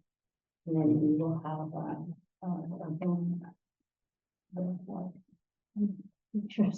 students. Yeah, we can do a special meeting down the road, but, Or upset, right? Because we're not listening. So you mentioned it's probably too short to do community-wide. What about all staff, classified, non-classified, everybody who works at the district? Because they're the ones who are definitely. Yeah, we can get a survey out. If or we're talking about just the interim versus permanent. Right, just mention something. I think it's important to remember that if we do this survey and we gather this feedback, are you gonna actually take it into consideration is what No, is I important. think that's what Anthony's been saying, and then as for myself, I would be willing to accept as well. If a majority is going for interim and that's the result, then yes, permanent, same way. This is a question for our staff. Well, they said for community-wide, it would be a bit more difficult. And you just mentioned that they are unable to make that call, so at least include those that are working in the district and are and within this environment and contributing as well. Well, I don't know that I would do a survey and exclude. Yeah. Like like your comment previously said that many of the families and parents don't know. What I'm saying is, I'm talking about excluding anybody from the process. So here, you want to do a survey, but then you want to exclude people from it. I would like to do it understand. community-wide. Right, but now you're saying just our staff? Because they're the ones that are affected more directly working with the superintendent, as far as school I don't environment see goes. as partial, surveying partial of our stakeholders is just. Or. So you're supportive of doing one community-wide, and going with the results from that. No. I'm not in for one of these. And I know, I've been here long enough and I've been through the process long enough to have a voice and to share not just my experience, but what I've seen. And Now, there's if you been want to five go, processes if you like want to go and educate the community first and then ask them, hey, that's fine. But I want them to know what the difference is, what it means, and what that process is. Yeah, what I heard though is when I asked earlier, if we do that survey, regardless if it's just staff or community, and it comes back as permanent, you know, maybe you would not agree with doing permanent.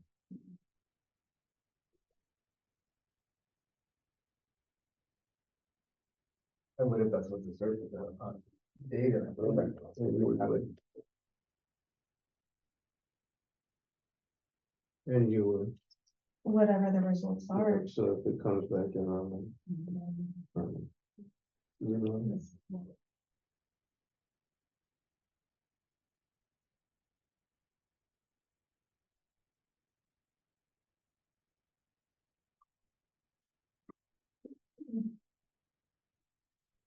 Can we add something? Can I add something? If we were to do a poll, just a phone call, like calling people, not having our staff call, but having our system call, and then doing maybe a Google survey with staff, that is more doable than to actually have people physically calling. Well, that's what I have referred to, because I've gotten those robocalls where it's press 1 for interim, 2 for permanent. And that's what that was my Yeah. intention. You know, a robocall and electronic survey, file the data. But haven't we just said all along and had conversations about survey? And now we want to do a survey? You've always said you want a survey, and this is the only time you don't want a survey. No, because one, regardless of whether you do a survey, I've shared why I stand where I stand. Okay. And you want to ask our parents if they want an interim or a superintendent.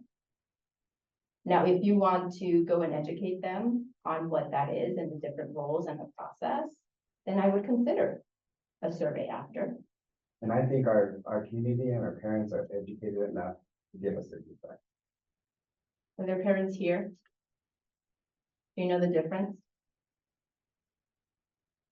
We do, but majority of the people do not. Does the Russian community know the difference? If you explain it to them, again, clarify it, they'll understand it. But just ask them a simple question, they don't know without doing their own research. Simple question, if you get a phone call and press 1 for interim, press 1 for, or 2 for superintendent, they're automatically going to press for the permanent, but they don't know what that term is because that hasn't been clarified to them. They need to know that. How can they answer the proper way without giving the clear information? I think parents don't want you to rush. Please don't rush. Because of Don't rush. There shouldn't be a rush process.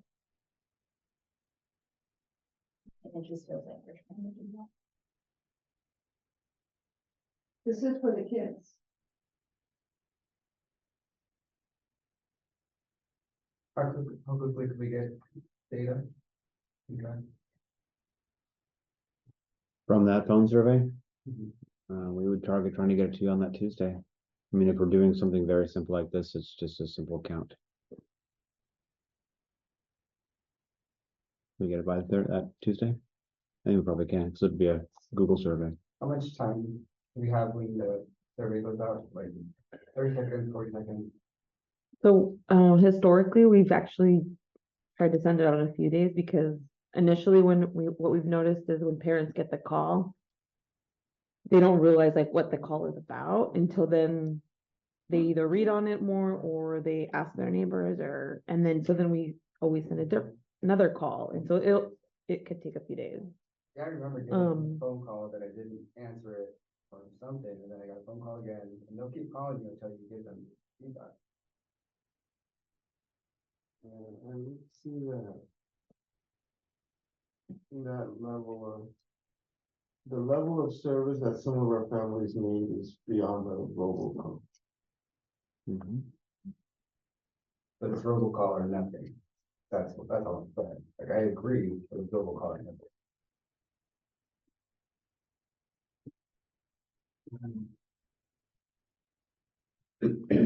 And the thing is that we don't want to rush anything. We just want to have input, right? And if people feel like an interim position is the best, we will go with that.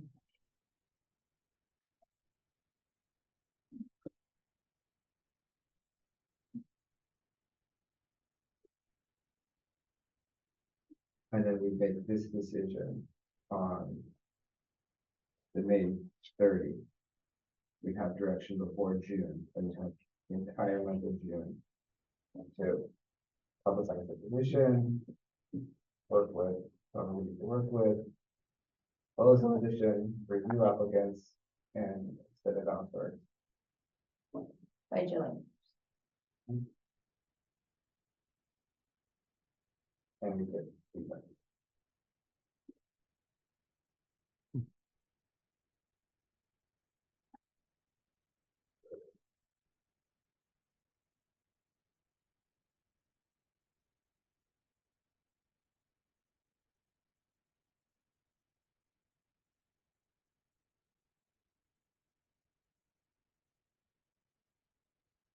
I don't think that it would be in our students' best interest. Ask them. To make a decision like this, not to ask them. I don't, Anthony, like, it's not like something my child, so I'm just gonna ask it. Because I wonder if this process that you're advocating for to select somebody by July 1st is so that when new board members are on board, that they are not part of that process. Not at all, but we need someone who's in the superintendency position come July 1st, because that's when the current contract ends. We need someone in place, or else there will be no one. Right, and we've discussed. We've an never had no internal- one. And we discussed in somebody place. internally who is. Exactly, Who and I has been agree. part of the process. And I agree, and I support that. I support that proposal. I just say get some feedback. I just want to hear from people. I support that resolution. I just want to hear from people. I want to Get a say survey he's out. the one who's probably been most in the middle about it. But it's just, again, the education piece. Many, you always want to send, surveys without educating the community. About asking them whether they would like a late Everything start or not. about mental health, about this, about other stuff, that people might not even know the terminology. That they may not know if they want a late start or an early start. I mean, Everything else, you know, it's everything else. you so- wanna do a survey, you can do a survey. It's not gonna change where I stand with the process that I've been a I part of. don't think that's flawed, that you're not gonna take the feedback of the community. It's not flawed. Because I've been a part of the process. I've been in it for every year, since 2018 or 2019, whenever that was. For interim, for permanent, for all of it. We're not going to the agreement tonight. So I'm gonna propose that we come back to this item. And discuss it again Discussing what? at the next meeting. That would be on Tuesday. Well, so Tuesday is a budget and work session, so if you needed to meet about this, you would either need to meet before or after. Then I would need to notice it. Cause your next regular or work session that you can make a special meeting is on the June 13th. Can we meet end of the week, This week. just to talk about it? And we just need 24 hours. Will you all be open to take some days, talk to people, come circle back on this topic on Friday, Thursday? I think that talking to some people may potentially, unless it's someone reaching out to us, it may potentially be similar to what we're thinking, whether, again, wanting to or not wanting to be doing this. I would say in that case, going ahead and doing a survey. And getting actual points instead of having, whether it's one person being repetitive to various members. Or only those that are already more potentially comfortable coming out. We can send the survey tomorrow. You know, you could send a survey tomorrow, Have it closed tomorrow evening. Or Thursday morning. Wednesday. And we can have our work session after the budget meeting On that Tuesday. on that Tuesday. I mean, it means that we stay longer, but at least the budget folks, our budget committee, we can get feedback from them, they're there. And it doesn't hold, it holds them accountable. And we'll have data.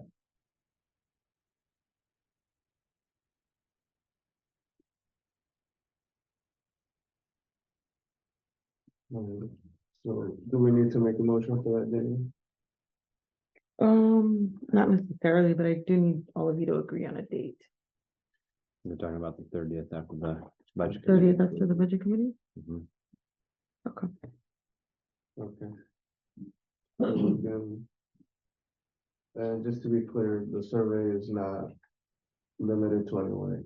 It's not exclusive to any group. It's open to community-wide staff, parents, students. Yeah, and we should make sure that people can't fill it out like multiple times, but yeah. Okay. How do you do that?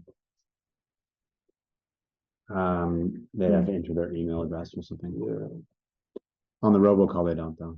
The robocall just goes out. But it stops going out once they respond. Yeah.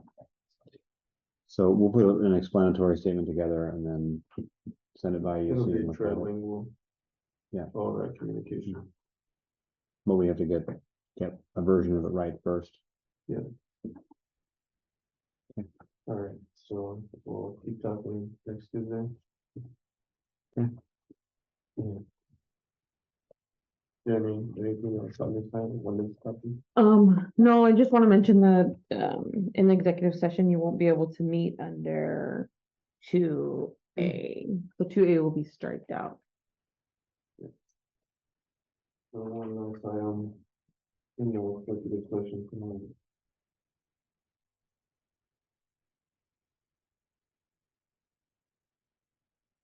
Okay. The board will now move on to an executive session to discuss two items for S 192.6602H to consult with counsel concerning the legal rights and duties of a public body with regard to current litigation or litigation likely to be filed. And item 2, or S 192.6602I to review and evaluate the employment related performance of the chief executive officer of any public body, a public officer, employee, or staff member who does not request an open hearing. Hang on, let me check the doors. Yep.